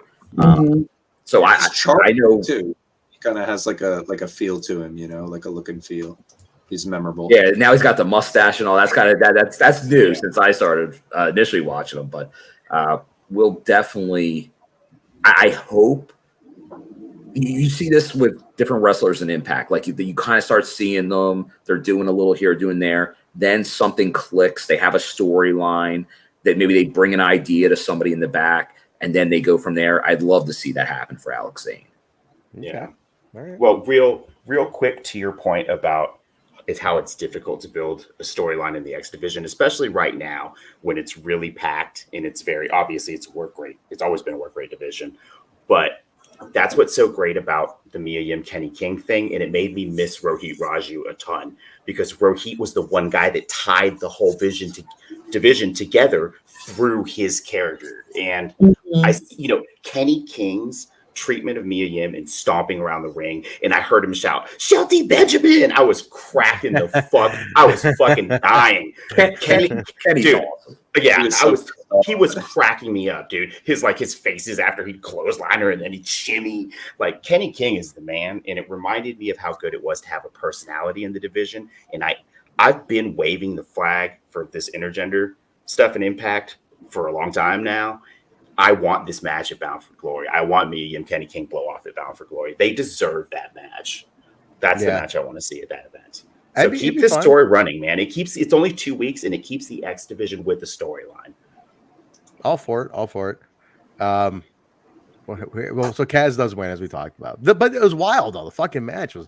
Wait, did you guys know? I mean, you guys know the whole thing about Kenny King being a Chippendales dancer. Like, that's legit. Like, he really is in Vegas. That's what he does. Nice. That's what he does during the week. Like, that's his prerogative. That's awesome. He's been doing it for like years too. I'm gonna go and be like, "Hey, can I get an autograph real quick? Can I just take a picture with you?" Like, I bet there's so many people who just like so many dudes are like, "I'm just here to meet Kenny King." Like, yeah, okay, well, whatever the fuck you say. Like, and you're staying for the whole show too, right? Like, what's Kenny doing after the show? I'm trying to run into Kenny after the show. Can I get a fucking picture, dude? Can you autograph this? This show's kind of cool. In the meantime, did that get officially booked? Yeah, well, they had the backstage segment. They booked it themselves. I assume the office will give it the okay. Yeah. Damn it. This is a good time to plug our sponsor now. Oh, yes. Mid-show. I'm going to read. So Kyle did an amazing ad. Kyle did an amazing. And I'm going to read Kyle's ad, and where I put the name, I'm going to put Kyle's name here. So, and then we're going to compare those. Well, I'm going to play Kyle. So he put some sound bites in here to warm it up before we start reading. Mr. Peanut wants. Okay, Mr. Peanut. And then, I'm hung like a peanut compared to that guy. Okay, so that's Kyle. Okay, so according to Kyle now, hey, gang, it's your old pal Kyle, and I'm here to tell you about Manscaped. See, when you're a card-carrying member of the Peanut Club, presentation is everything. And in my opinion, with a clean shave, you can turn that cocktail Franken to standard bun length. Kiss your Vienna sausage goodbye and upgrade your grooming habits with Manscaped. And guess what, folks? We got a special deal for the TNI fam. Get 20% off and free shipping when you use promo code TNI at manscaped.com. That's right, folks. 20% off and free shipping when you use promo code TNI at manscaped.com. Unlock your confidence and always use the right tools for the job with Manscaped. That's our new sponsor, manscaped.com. Look at that. The Peanut Club that Kyle's a part of. One more time, let's just remind everybody. I'm hung like a peanut compared to that guy. Yeah, so that's Kyle with the Peanut Club. But guys, thank you, Kyle, with the Peanut Club. Peanut Club yourselves. For life. Team Peanut Club. We all have so in the Alicia and Stefan household, there was already a Manscaped kit going on, and now there's going to be a his and hers on the sink. It's going to be. You guys can have races. That's we're good. Lawnmowers. Yeah, awesome. Lawnmower races. It's Wow. called the lawnmower, right? Like the 4.0 lawnmower. Yikes. Yes. Not races, the bushwhacker? Not the bushwhacker. The lawnmower. I like good reference. Wrestling show? Dude, the bushwhacker. Yeah, very good. Very good. Manscaped love the fact that we have a lady on the show. They're like, holy shit, you guys have a girl on the show. On a wrestling podcast? You guys, first off, you have a and then they sent a read for Alicia to read too. So once Alicia gets hers in hand, it's on the way. Once she has hers, Alicia's going to read. I'm going to read the peanut ad. The peanut ad from the female perspective. I got to figure out a way to work Dick Togo into this conversation, but I don't know how yet. Dude, hell yeah. Anybody grab the Manscaped in the chat. Let us know if you have gotten one and use your 20% off and free shipping. And I think they're throwing in a free gift along with it too, from what I understand. Maybe. What would that be? Mystery. I think it's a t-shirt, actually. I think so. So that's what I believe is what's getting added. Spoiler alert. Yeah, spoiler alert. But so there was a little backstage segment with Rosemary, Taya, and Havoc, and then the Vexed walked in. Mark, that's your Vexed t-shirt, right? Oh, it's your Heck Mouse, right? It's a Hex girl. Sorry. Yeah. I thought it was a Vexter for a second. They walked in, and then Havoc just like slaughtered him. She's like, "Hey, you can't talk to Taya that way," and like just like fucking manhandle. I was like, "What the hell?" It was hilarious. So that was cool. And we got another match for Bound for Glory. We did. Taya and Jessica versus Vexed for the titles. So that's pretty cool. That's pretty nice. I like that Gail's a regular on screen again. She's actually a character again now. Well, yeah, she's like director of authority for the women, right? Yeah. It's awesome. Yeah, it's nice to see her regularly, though. For a while there, we weren't seeing her often, and now it's every week in it shows. Dude, Gail's cool. Have you guys met? Has anybody met Gail? Yes, so nice. How nice is she, man? Mm-hmm. Well, I have a story about looks amazing. She does. She always looks like $1 million. What's your story, Bill? Well, it includes you, Trent. Let's go back in time to Bound for Glory, New York City. 18. Remember the Hall of Fame with Abyss? Yes. Well, let's just say Trent moseyed his way up to like, up front with all the bigwigs. Somehow I was sitting with the talent. It was out of nowhere. I was like, "Oh, are these seats taken?"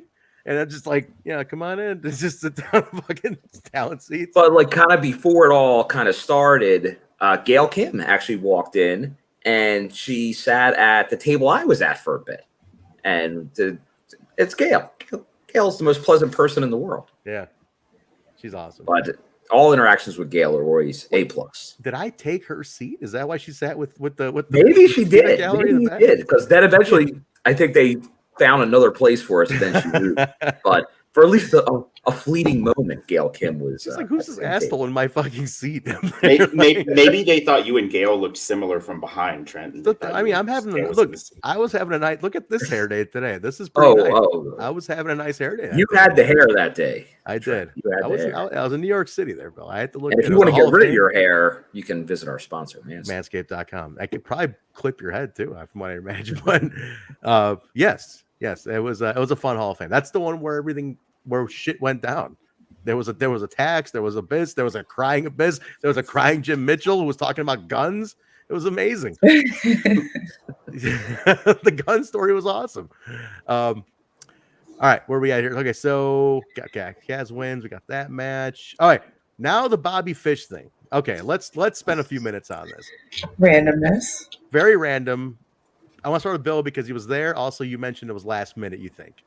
Give us. Like I know the original stuff you're saying. Like I guess this is unfolded over the last week or so, all the Bobby Fish stuff. But I know he just came up again because I guess the latest gossip out there was he was the guy talking backstage down south and was talking to Adam Cole and O'Reilly.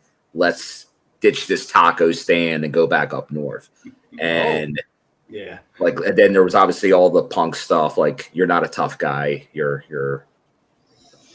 just, UFC that got his ass whooped by Mickey Gale. But that's what you are in real life too.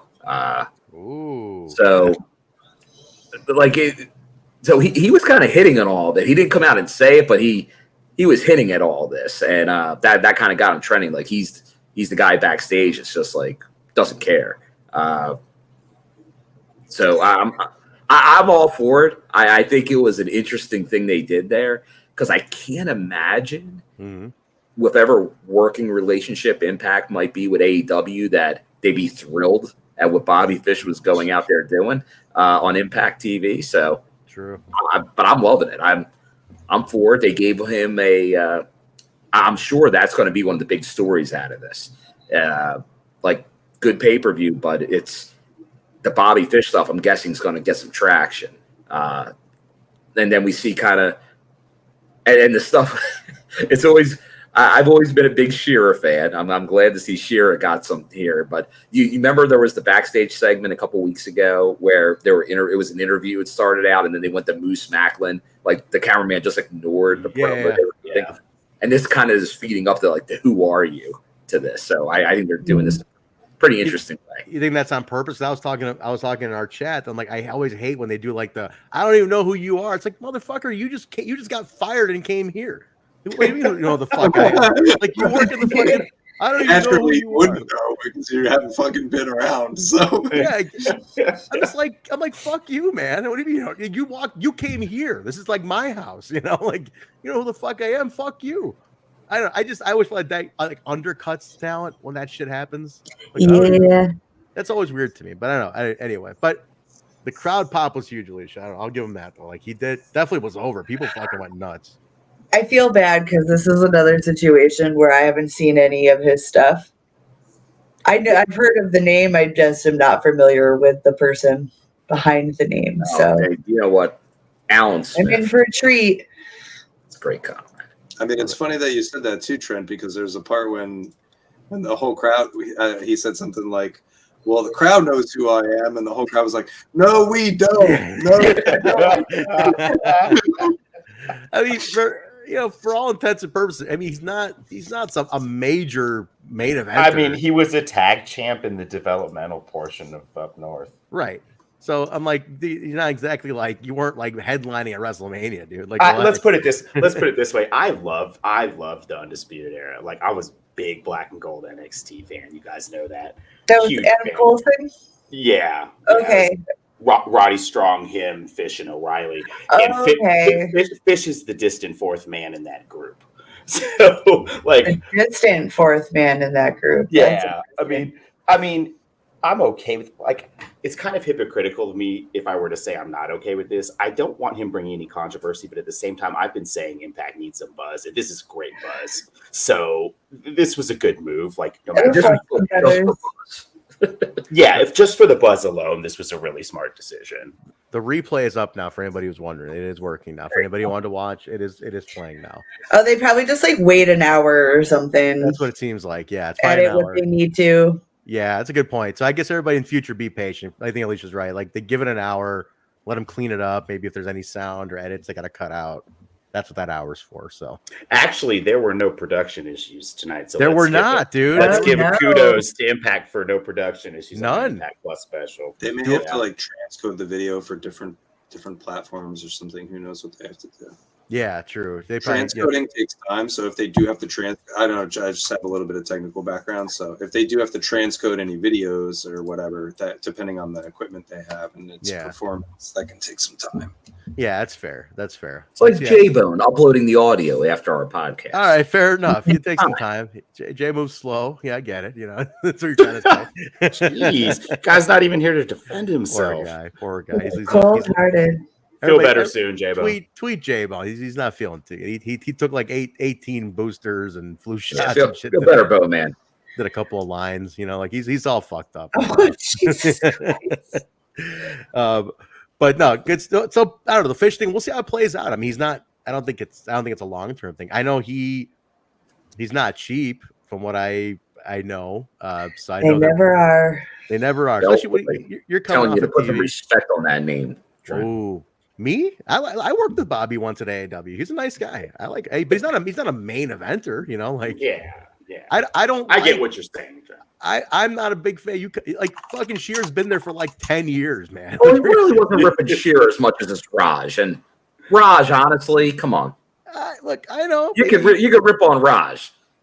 Bill, it's like if I walked into your house right now, I'd be like, Bill, I hate the decor in here. This is terrible.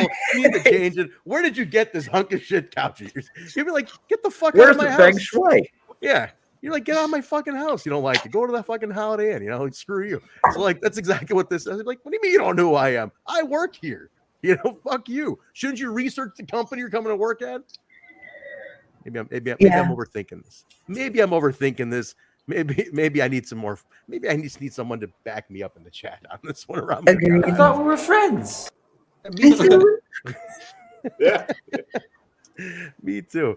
No, it's fine. We'll see where it goes. I get it. I know what they're going for. I'm just breaking his balls a little bit, but no, we'll see what happens. I mean, Shira got.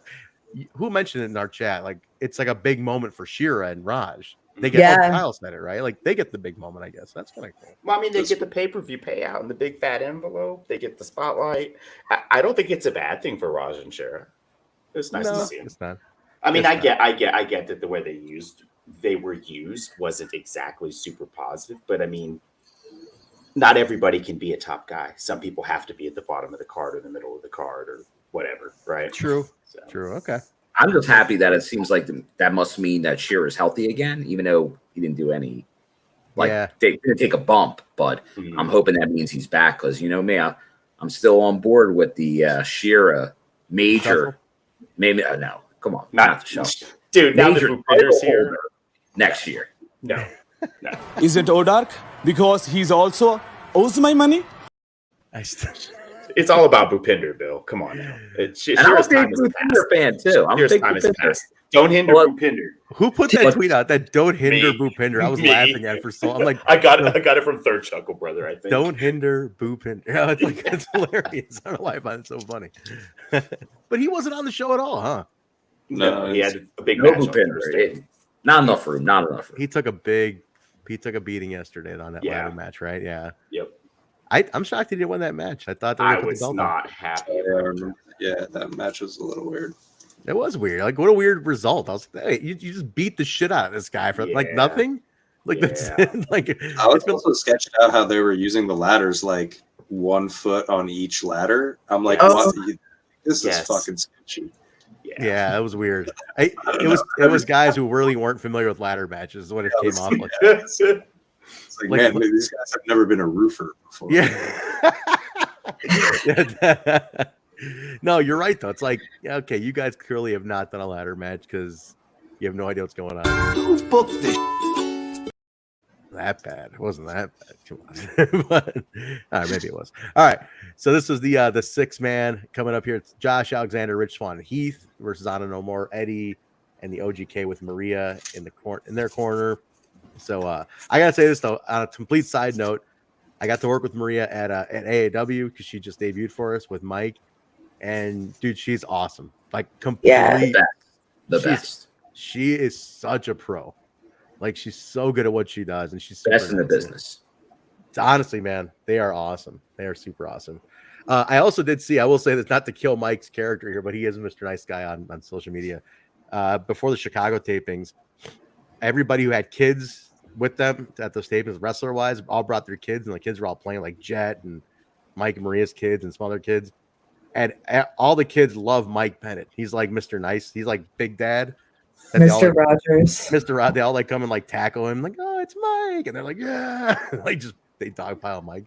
So super nice guy. Cute. Yeah. He is really what he puts out on social. That dude's a nice guy. But all right. So this was a big. I really thought this was going to be a turn with Heath, man. I really felt this was going to happen. Like maybe After Effects. Maybe. I thought somebody was going to turn here and jump to. But I don't know if you do a turn like this. The match was kind of too many people in the match and stuff like that. So I don't know. Yeah, it needs to be singled out a little bit more when it happens. I feel like. But. Yeah, good point. Yeah, I mean, and also it's one of those things where it's like Heath really doesn't have any history with Honor No More either. It's like why would he join him? I guess I don't know. This felt like a match just to get Honor No More to have a match. Yeah. Again, and the other team just kind of seemed like thrown together also. You know, with like Rich Swann and yeah. It's like we don't have a title match on the show. That's their connection. Team Impact. It's I just guess, Team from Impact. early on. It's team. We don't have we need to just hold you guys over until the pay-per-view. I just mean like there's no Willie Mack anymore, so you don't put you can't put Rich Swann and Willie Mack together. Right. You know, just established relationships. Yeah. It just felt like they were a team of Melvins. It's a team of Melvins. Dude, Matt Taven's cool, man. That guy, Matt Taven is the best. He grew on me big time. What were you gonna say, Alicia? Same. I was just gonna say that if we're gonna have a team like Honor No More, it kind of would make sense to build a rival stable of people who, you know what I mean? Because I feel like this kind of happens a lot where you get this well-oiled machine versus the ragtag group of misfits, and they gotta band together to overcome their issues with each other, but also the issues with the other group. And I'd actually like to see two even groups go head to head and have just all-out mayhem. Part of it too is like Honor No More has so many people in it and like involved with it that like it limits the amount of other people you could put together into a crew. So it's like no wonder you can't put 3 other people together to wrestle like Honor No More when there's like 8 people in Honor No More or whatever, you know what I mean? Yeah, so I don't know. It's kind of just my perspective, but great match though. Yeah, it was really fun to watch. That's the ironic thing about everything I'm saying. Like, it's a great match. Maria looked fantastic. I like everybody in this match, but Josh Alexander, per usual, stands out in OGK. Dude, it's one of those things where it's like you can't go wrong when like all the star powers in there, and it's like it's gonna be a good ass match. It's like there's not much. It was exciting and fun, and it kept me involved throughout the whole thing. Yeah, it's just like a showcase, like an all-star showcase, basically, right? I mentioned it in the Discord. This was the only match on the show I didn't like. Really? Wait a minute. Let's expand on that. But before we do, I got to play this soundbite. Do not go in there. Woo! I don't know. I can't put my finger on it. I don't know if it was like the pacing or just it didn't feel clunky. I don't know. Like it was loosely refereed, I guess. Something about it. I like everybody in this match too, obviously. Wait a minute. Who was the referee? Was it Daniel Spencer? Because he's probably watching right now. I don't know if it was Spencer, but I can't put my finger on it. But as I was watching it, and there were a few other people in the Discord that were saying the same thing, the match didn't really click for them. It was the only match on the card that felt that way to me. I don't know. It wasn't like shitty, terrible match or anything like that. It just didn't do it for me. Sure. I expected a lot better match out of those particular guys, I think, and I just didn't get the match. Do you think they took it easy, maybe a little bit? Like, maybe. Hey, we don't want. We're not main event. We're just kind of like, go ahead. It's been going on for weeks, so maybe you're right. Yeah, you don't want to beat yourself up too bad. I mean, you have pay-per-view in a couple of weeks, and that's reasonable. You also don't want to outshine. I mean, you have a very big main event on this show. Yes. Like this main event was heavy. So it's like you don't want to show that main event up too bad. You know what I mean? You're that close to the end. And if that's the case, and that's why the match suffered a little bit, that's still smart booking, and I'm okay with that. If it's for the benefit of the show as a program, then that's fantastic. Okay. I mean, we could put that. We could kind of put that as like could be the reason. Could be the reason. Either way. Biggest, dumbest Melvin. Yeah, maybe that too. But dude, Matt Taven's cool. That guy has grown on me. He like at one point he comes out to the outside and he's just like, they're all Melvins. Every one of them's a Melvin. Even you're a Melvin. And don't forget, Trent, he sold out Madison Square Garden. He sure did. And he took all the heat that went with that statement. He did. He took it in stride, which is phenomenal. Fucking phenomenal. Which in retrospect, I love that he hangs on that. It's like, I sold it out. It was main event at Madison Square Garden. Fuck y'all, for saying I was the worst. Matt, he might be like one of the best examples, at least in wrestling for me, though, of me ignoring someone because I heard so much shit about them. Absolutely. And now that I see Matt Taven with my own 2 eyes, I realize I've been missing out on some brilliant stuff. This guy's fantastic. 100%. Yeah, dude. Bill, did you meet him at the Chicago taping when they did their meet and greet? I did not. I will say is that dude walked in looking like a fucking star. And it took me right there. I'm like, that guy's like, even if I didn't know he was, I'm like, that guy's somebody. I don't know who he is, but he's somebody. He looked great. Like he looked like a star, dude. And he literally said hello to every single person, down to like the custodian. It was amazing. Well, look at his fan base. They're rabid. They love him. They follow fucking him love him. You're right, though. Like, he brought so many fans with him to Impact that are now like following. big. Matt Taven's great. Good for him, man. Super cool. All right, follow the trend. Follow the trend. Yeah, I don't know They more do. wins that one. That's what they want. I don't know more. I don't know more. Yeah. So Eddie pinned Josh, huh? Is that what I'm seeing here? Yes. Yeah, that had to happen. Yeah. Big one. All right. Just how much shenanigans were going to be involved. When's the last time we saw Josh get pinned?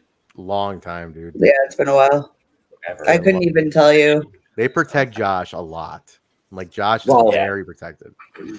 So that's before it was like some type of multi-man match. He may have got pinned in maybe about like 6-7 months ago before a one-on-one against somebody. Did Doring pin him in a tag match? Yes. That's it. That was it. Yes. Yeah. But that was like a year ago in a tag match. It was a while back. When's the last time we took a singles pin?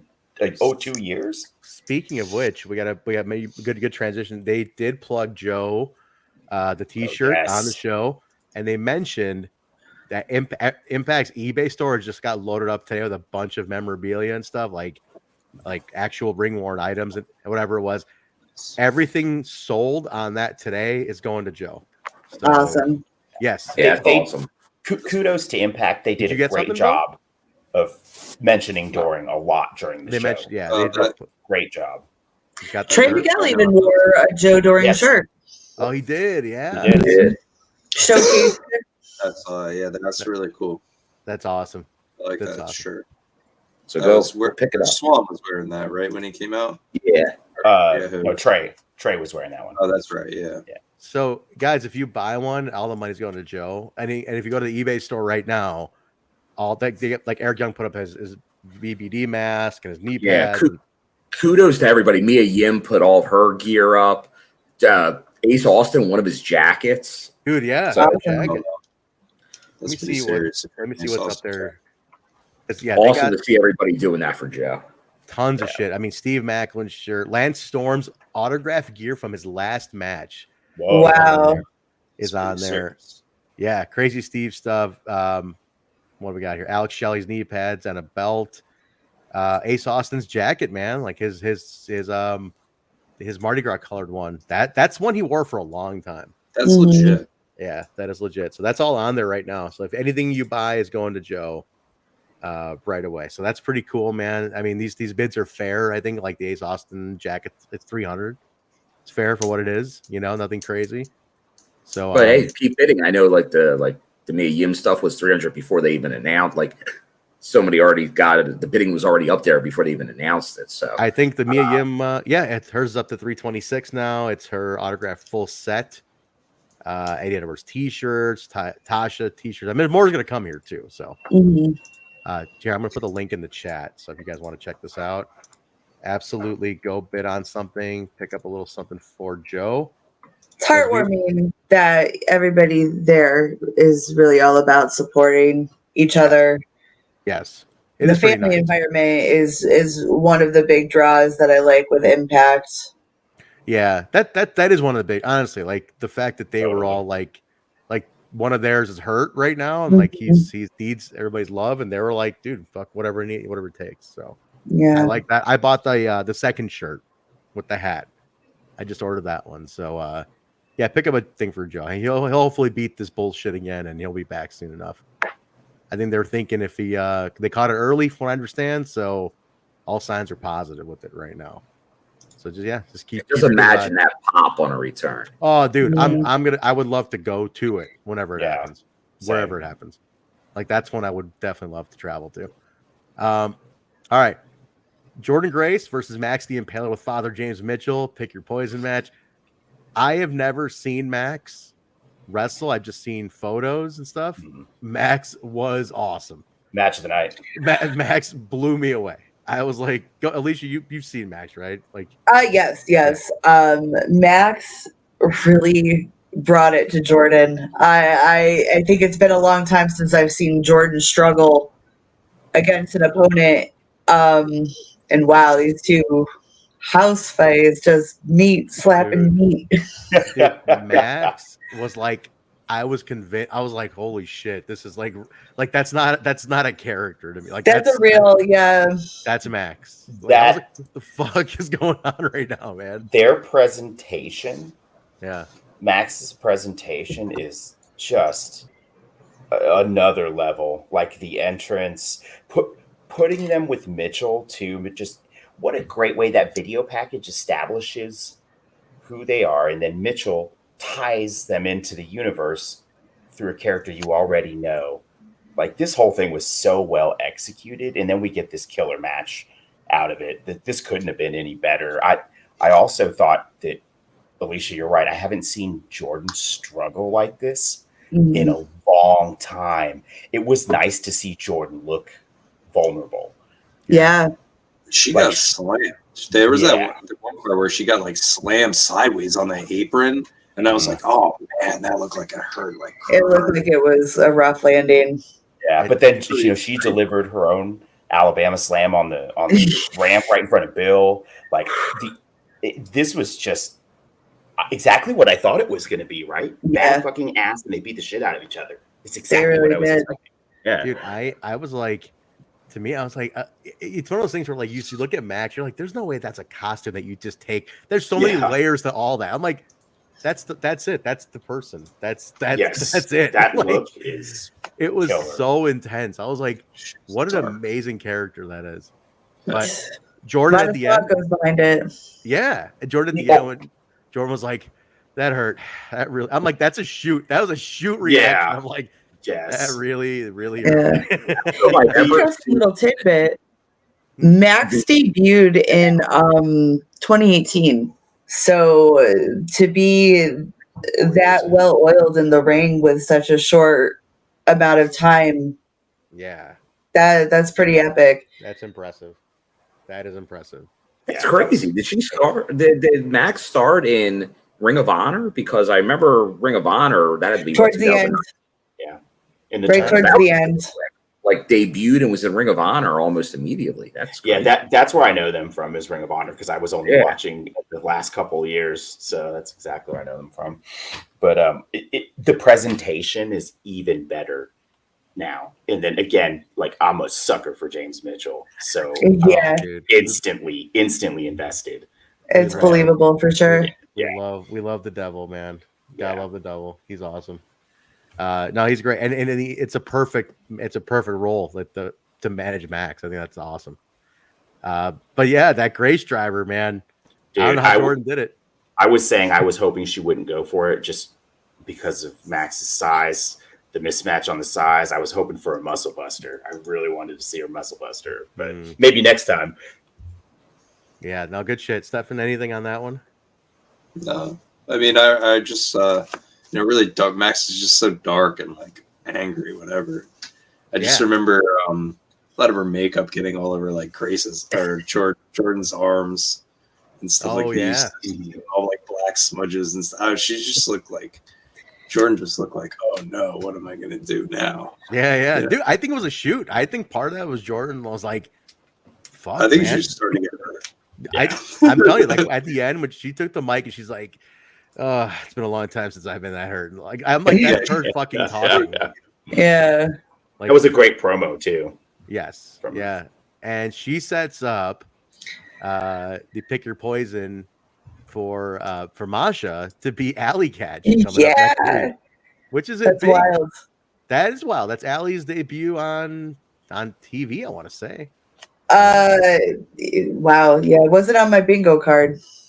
I did not Alley Catch and Impact. I guess it's a Monsters Ball match. Not Monster Balls. Hey, speaking of balls, it's spooky season, and if you use your code TNI, you get 20% off with Manscaped and free shipping. That's a hell of a free shipping. And love your so balls. Is this gonna be Masha's first match that isn't a squash match? Or did I miss it? Her match with Deanna at Knockouts Knockdown. Oh, okay. Yeah, but that was like her first match in. Yeah. I thought they said they were having a light tube match, and I said, no way. I was like, what? Because it makes sense. They're both deathmatch ladies. So, so my reaction roller coaster to this was Jordynne goes, alley catch. And I was like, oh, that's so lame. And then she goes, in a monster's ball. And I was like, oh, badass. Yeah, because if you put her in the wheelhouse that she comes from, great. Like now you've just made it interesting. So this should be fun. Yeah. I thought this was where she was going to. I thought it was going to be Lufisto, the way she was kind of setting it up. Oh, God, dreams. Dreams, man. Was Lufisto. I thought there was maybe Jazz. I did not see that name coming out of her mouth when she said it. I had a feeling it would be someone who would be hardcore, but I wasn't picturing Alley Catch. Yeah, I didn't think Alley Catch would be the one. I mean, interestingly enough, I mean that's different. It'll catch some eyes for sure. With Alley Catch, I thought it might have been Sadiqa. Oh, that's another random one. It was weird because you saw and Bill, you were there live. Half the audience knew Alley Catch was, and they were like really into it, and the other half was like, who? You know? So that was the reaction with it. But the half that did know her definitely made noise for it. So we're gonna see one half of Bussy on Impact Wrestling. That's right. That is gonna happen. Well, we did see Effie's jacket on Impact Wrestling. We did. What do you mean? Where was that? Cardona wore it out on Impact TV. He stole it at GCW from Effie, didn't he? Yeah. Oh, he did. Okay. Yeah, it was like last year. Yeah. I got so popped. I thought we were gonna see Effie for a second. I was like, "Oh my god! It's gotta mean that, right?" No. Cardona does both. Now Alley Catch. There was that time Ace Austin was doing a lot of GCW. Maybe you will see Effie. That would be something to see Effie in Impact. Something. It'd be cool. Yeah, I mean, listen. Alex Zane also has the ties to GCW. I mean, you're seeing these guys show up everywhere now. I mean, look, the AAW title did an Impact. Like, I mean, like we never know when the hell's going to happen. So, they do a Jersey PA show. You do see that they are connecting with local indie type promotions. Oh, you should do it, man. I could definitely see that happening. That should be the standard, honestly. You get the local crowd that way. There's no harm in it. No. So, all right, so Alley Catch next week is going to take on Masha on Impact TV. We get the announcement here, man, that Mark and I for sure hugely pop for. Raven is the Hall of Fame this year, coming up at BFG, which is awesome. Late announcement in the year, and he wasn't there there's no video but he'll be in attendance in Albany, which is awesome. So I love Raven to death. Like, to me, he is top 5 of all time. Yeah. Top 1, Impact top 3 to me. Like, I put him in my top 3 Impact. That dude is the shit. What he did for the company in the early days, it's like unmeasurable. If you haven't seen the Asylum years, like, go watch it, and he's responsible for a lot. So hats off to Raven, man. That is awesome. Well deserved. Yeah, my hair. What a legend. As soon as the video package came up, all the hair on my arms and neck which just stood like straight up. I didn't cry, but you know when you get the little kind of tears of surprise in your eyes. Yeah. I was like, oh my god. Like, fuck, it's awesome. Like, I imagine your daughter like, Dad, are you crying? Yeah. Over some guy covered in blood wearing a dress? Who the fuck why are you crying over what? Why are you wearing the same shirt that guy is? Mom. That's awesome. Well, Bill, what was the reaction live? Honestly, I think people weren't, because they didn't do a ring announcement. It was just a video on the screen. So I think it kind of blended in. I think people didn't really get it until at the end. They're like, oh, they're playing random footage. Is this something? And then at the end, they went Hall of Fame. And then there were some people there, obviously, that were like, oh yeah, Raven, yeah. But it wasn't overall, because they should have had Penzer or somebody make more of it as an announcement. Like Josh Matthews would go in the ring in the past and say, and the next member of the Impact, or maybe even Coach D'Amore, a little something. But I think, and I have to see how it came off on TV compared to live, but there wasn't a lot of emphasis. It was kind of like, oh, there it is, and there's the announcement. Yeah, but it's definitely warranted. I know every time we talk about it, he's one of the number of names that has come up in like a possible Hall of Famer. There's no doubt. We've talked about him a lot to being that guy. I'm glad it's happening because they're not doing it up north and yet at least. I mean, I'm sure he deserves it over there too for his ECW stuff. But as far as a TNA Impact guy, dude, that's a layup, man. Fucking Raven, iconic. Dude, yeah, absolutely. I mean, he did a lot, and he's popped in recently in couple, here and there. Around too. Yeah. The Atlanta. He showed up in Atlanta a couple times. He's local to Atlanta, so it makes it seems like they are going back to Atlanta again. So who knows? Yeah, it looks like I'm hoping to see Raven in a tuxedo, which would be hilarious to accept this. I'll tell you, would it be the most fitting for Jared to put him in and say, "Hey, Raven, I'm sorry, I didn't put you over because it was all about me." This is too fresh. It's too soon, Bill. It's too soon. It's 19 years ago. It's still too soon. Dude, Jeff Jarrett. Every time I want to compliment or enjoy Jeff Jarrett's work, I fucking remember that shit, and I just fucking can't enjoy Jeff Jarrett. April 13th, 2003. Jeff, fucking jerk off, jack off, Jarrett.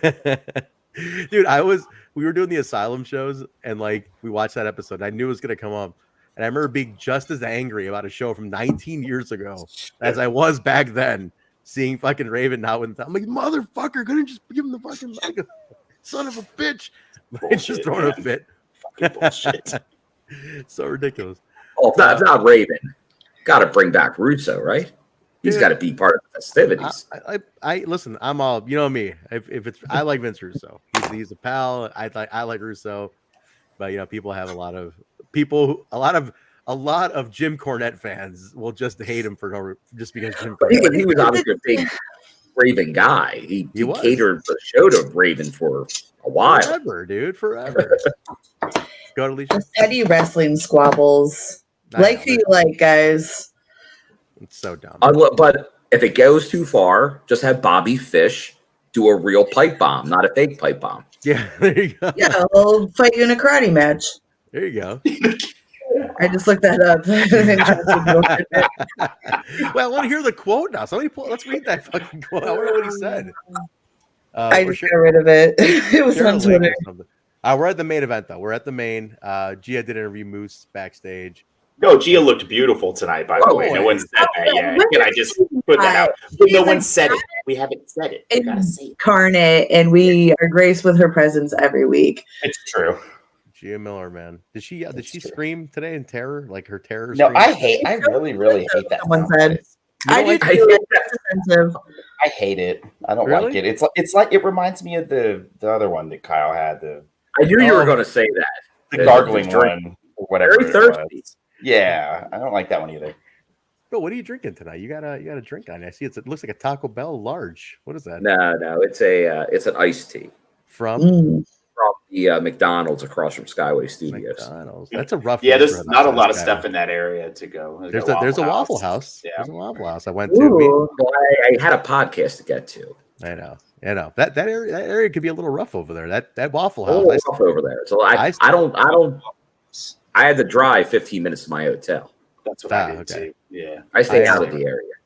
I went to that Waffle House with our buddy Kevin Martin, and we saw people shooting up in the parking lot. It was great. That's who told me not to stay right by Skyway. He's like, no, he's like, don't stay around here. He's like, that's why this place is gated off.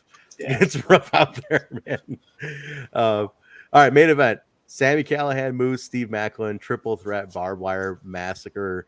Now, to start really quick, Mark did mention you weren't a big fan of how they just did barbed wire around the rope. I wasn't a fan of the ring setup. I'm nothing away from this match or these guys, but I just didn't feel like there was a lot put into the ring. I want like a bigger, more special or elaborate setup or something other than just wrapping the ropes and barbed wire. I want the ropes replaced with barbed wire. Yeah.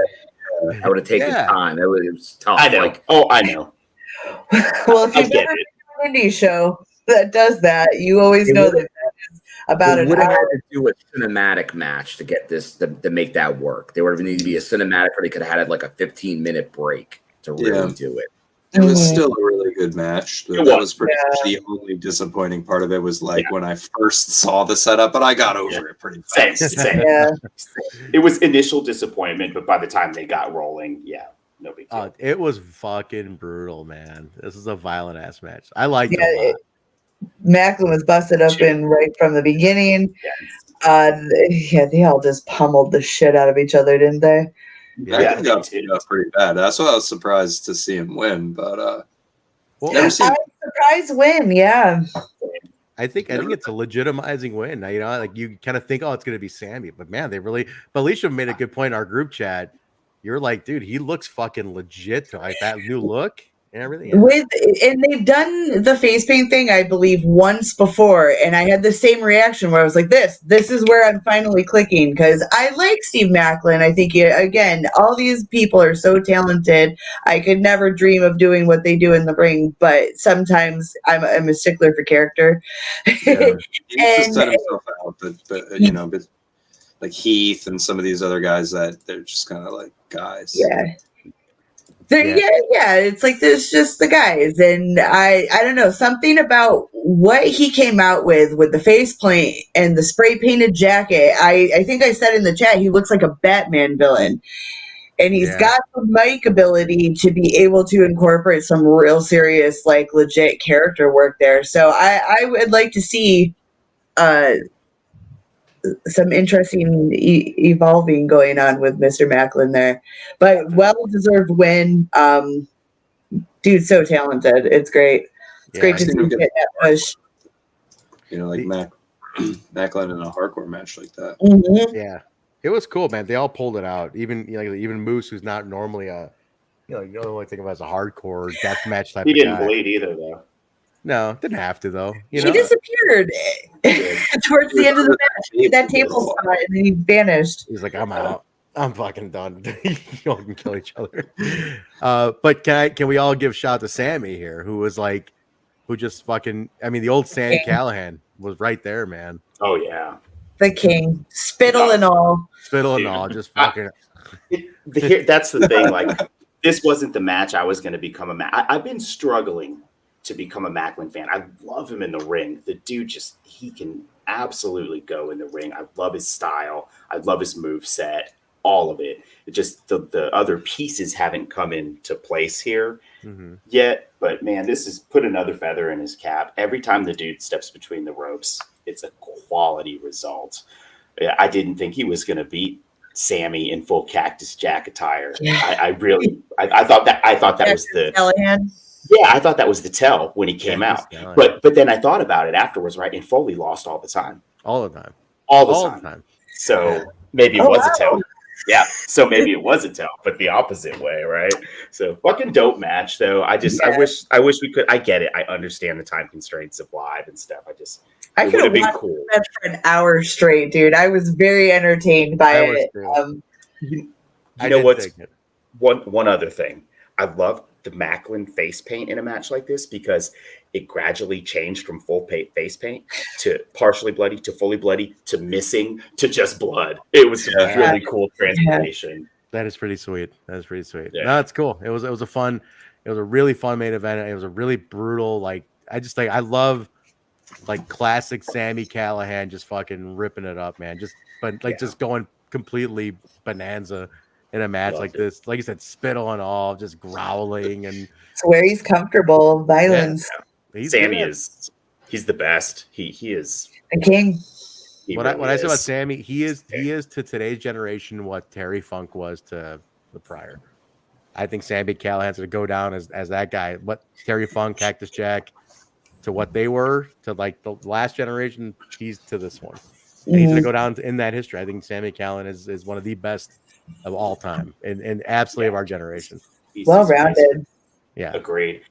For a guy who's not overly big, not overly muscular, not really tall, people probably thought he would never make it. He's an absolute unbelievable star at this. Dude, psychology. Nobody today has the psychology like Sami Callihan. That's just the way he knows how to fucking work a moment. Seriously, watch him closely. Like, it's not just like a basic, like he's just watch little moves he makes. You know, like the way he comes in and out of a ring, the way he works, looks at the stop, looks at the crowd.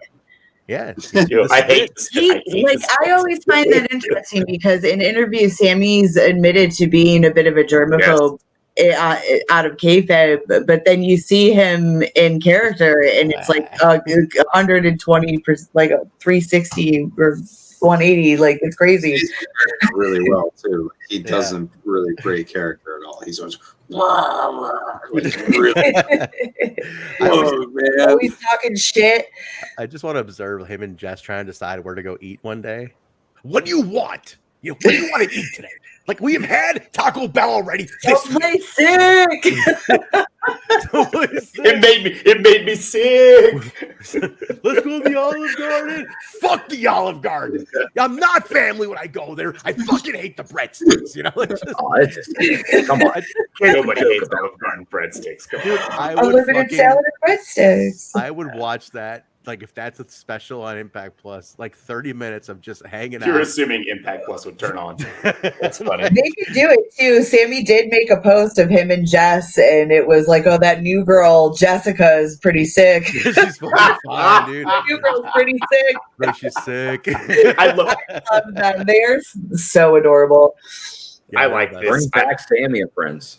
I like Jessica a lot. This is a really welcome change.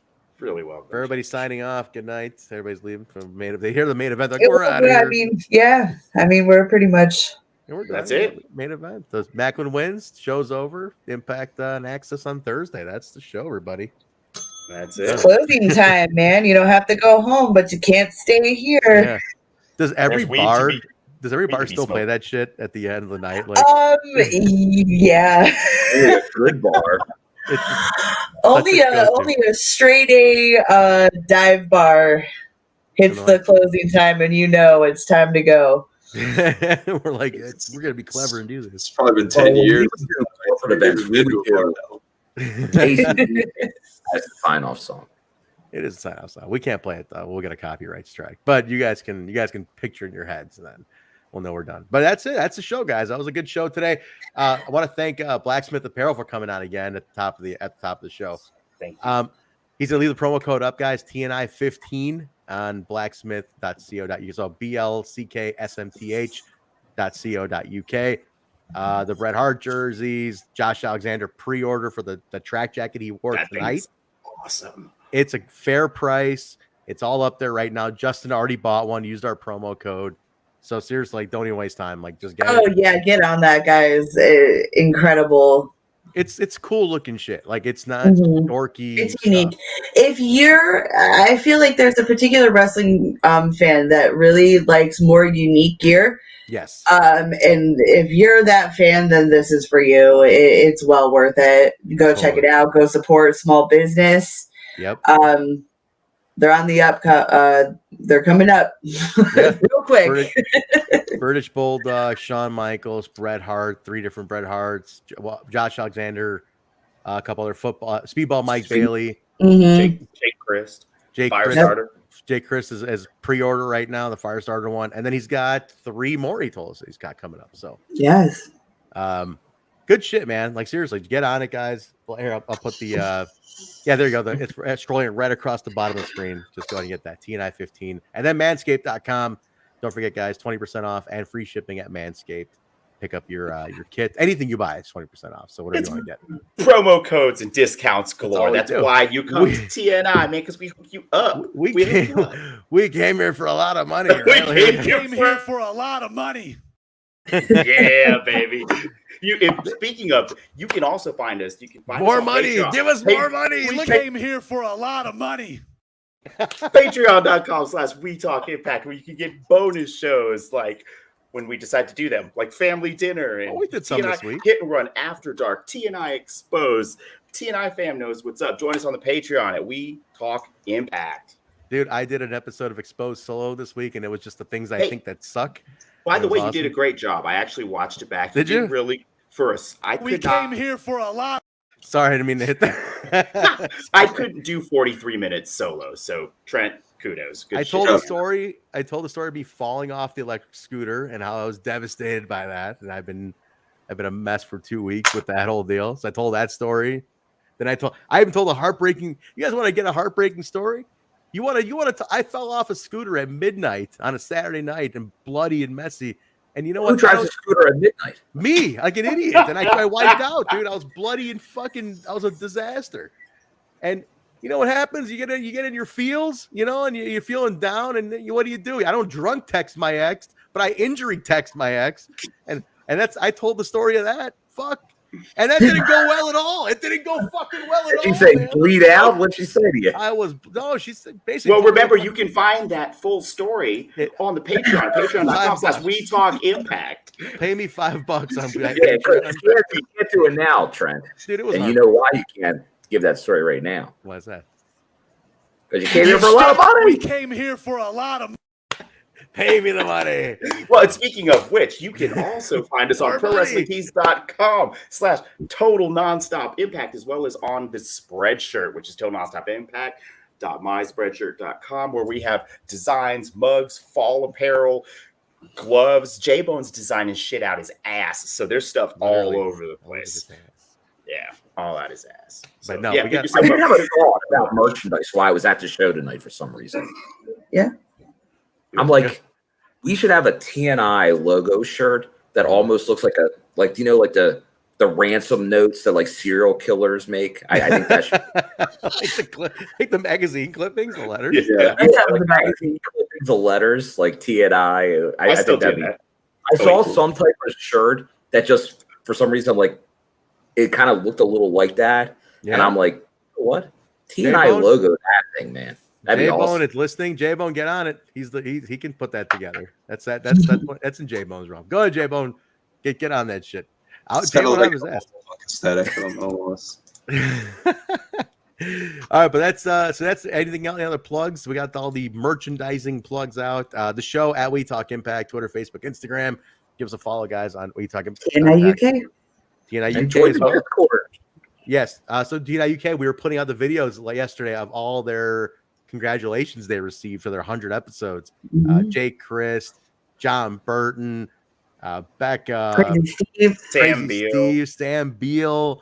A bunch of people got on us, man. It was awesome. So a lot of people congratulating them on their Simon from Impact, Simon Rothstein. It's gonna, it's going to Bison's head though, and he's gonna be all like, I am the fucking greatest. That's Bison all week. Totally Bison. He's gonna shit in all our bathrooms. He's gonna take a Bison in all of our houses. He found out about the take a Bison thing, by the way. I can't believe he was happy about that. Oh my god, cracking me up. We love Bison. Look, Bison and Joe and Steve have been busting their ass, and they've been killing it. They work really hard, and I give it to them. They've done a great job building the UK show up, and they're continuing. 101 episodes are in now, so good for them, man. Good stuff for them. That's really cool. So happy for them. Look, none of them ever podcasted a day in their life before they joined us, and we were happy to be a part of their growth here. So give them a listen, give them some love, guys, and then just join us. What next show for us probably be we'll throw some Patreon stuff up over the next few days, and then TNI UK on Wednesday, and then our main show will be on Thursday. Wrapping up this, talking Bound for Glory stuff, talking the Impact and Access TV. Our Twitters are all on here. If you guys want to plug verbally real quick, go ahead. And Stefan, you're the guest. Plug your Twitter account. I'm not really on Twitter, but you can follow my Instagram. I am Sofa King, but just make sure you put that underscore at the end of it there, because there's some other guy out there. He's not so fucking. He was so fucking first. So exactly. Go ahead, everybody. Yeah, go Alicia, want to plug yours and stuff, but don't be a shithead on Twitter though. Be nice. Go ahead. Yeah, be nice on Twitter. It's a hellscape. You can find me under the handle Alicia B. Cakey on Instagram, Twitter, and in the Discord. But I don't really activate on the Discord. I just lurk and judge. And usually Alicia comes in, drops a bomb, and then leaves for like another 2 weeks. Totally. I'll mention something that happened in the Discord 8 months ago, and Alicia will be like, "Oh yeah, I remember that," and I'll be like, "I don't fucking remember." She's you like, being boom, there. drop the bomb and fucking leave, come back in another month and see like how it went. While Mark's in there trying to clean up the fucking mess. No, what she meant was this, if I can fuck your day up, I'll gladly do so. I'm definitely the bad guy in the Discord. I'm the most active by far, so I'm definitely with that all guy. day long. Yeah. You guys want to hang out? We haven't done a watch along in a while, though, huh? What did I show? I watched a few things earlier this week. I watched this week's Reality of Wrestling, and I watched like some old NXT. Nice. Okay. Okay. Yeah. I still stream stuff whenever I can. So if you're in the Discord, well, join us in the Discord. You can find the link in the description or on our socials.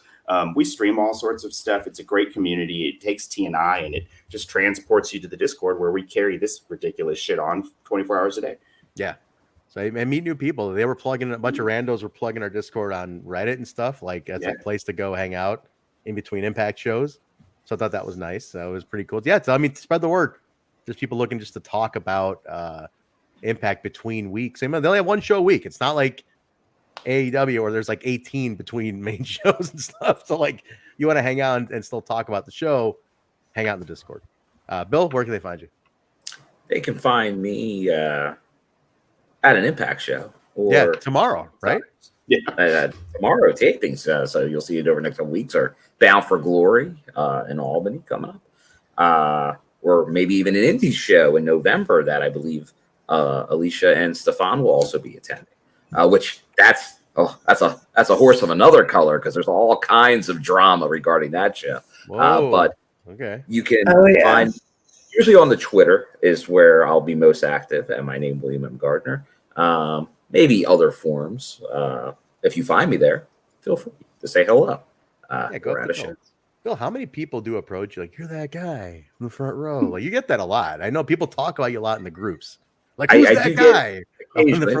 But a lot of people, the Impact fan base, that a lot of them that go to shows, like there is a loyal fan base, and obviously they played Nashville a ton now, so I know a lot of people now in Nashville when they come back.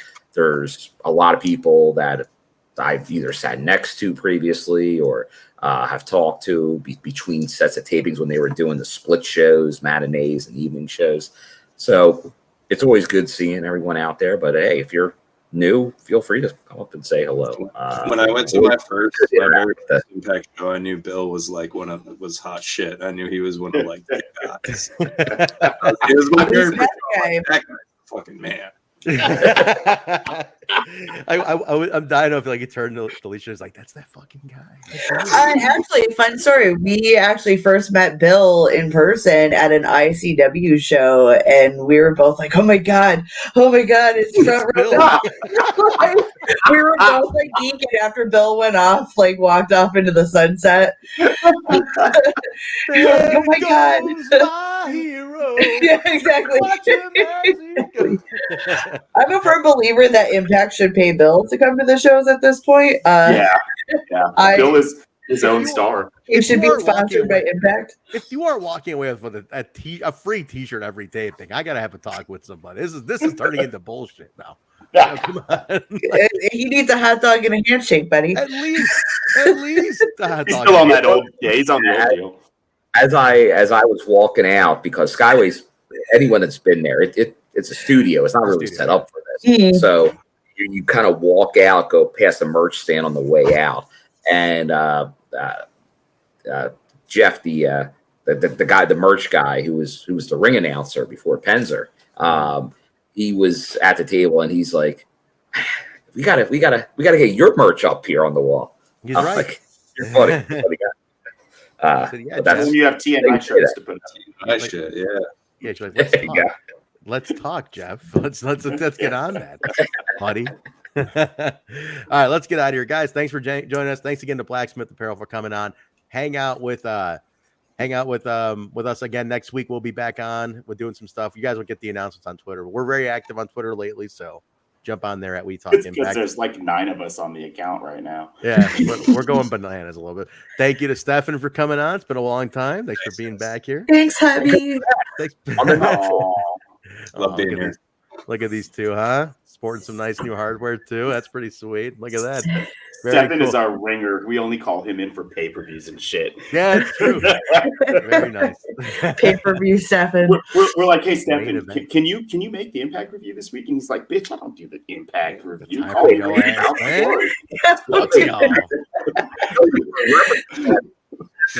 good brothers of this podcast. Yeah, basically, it's the ringer. He shows up on account when more people in the stands. Yeah, exactly. All right, we're out here, guys. Have a good weekend, everybody. Enjoy it. Stay safe out there. It's getting cold, and so adjust your wardrobe accordingly. Cold. Not like it was me. 106 here today. Motherfucker, not up here. Shit. Not up here. I still wore shorts today. My mental has not shifted. Stefan's got a hoodie on. Look at that. 106. Fuck you, really? Like, yeah. What's wrong with Texas, man? Shit. It's not human. It's not human like PCO. All right, we're out here, guys. Hey, nice to meet you. Perfect. Way to tie that in. Awesome. We'll talk to you guys later. Have a great weekend, everybody. Thanks for hanging out. We'll see you later.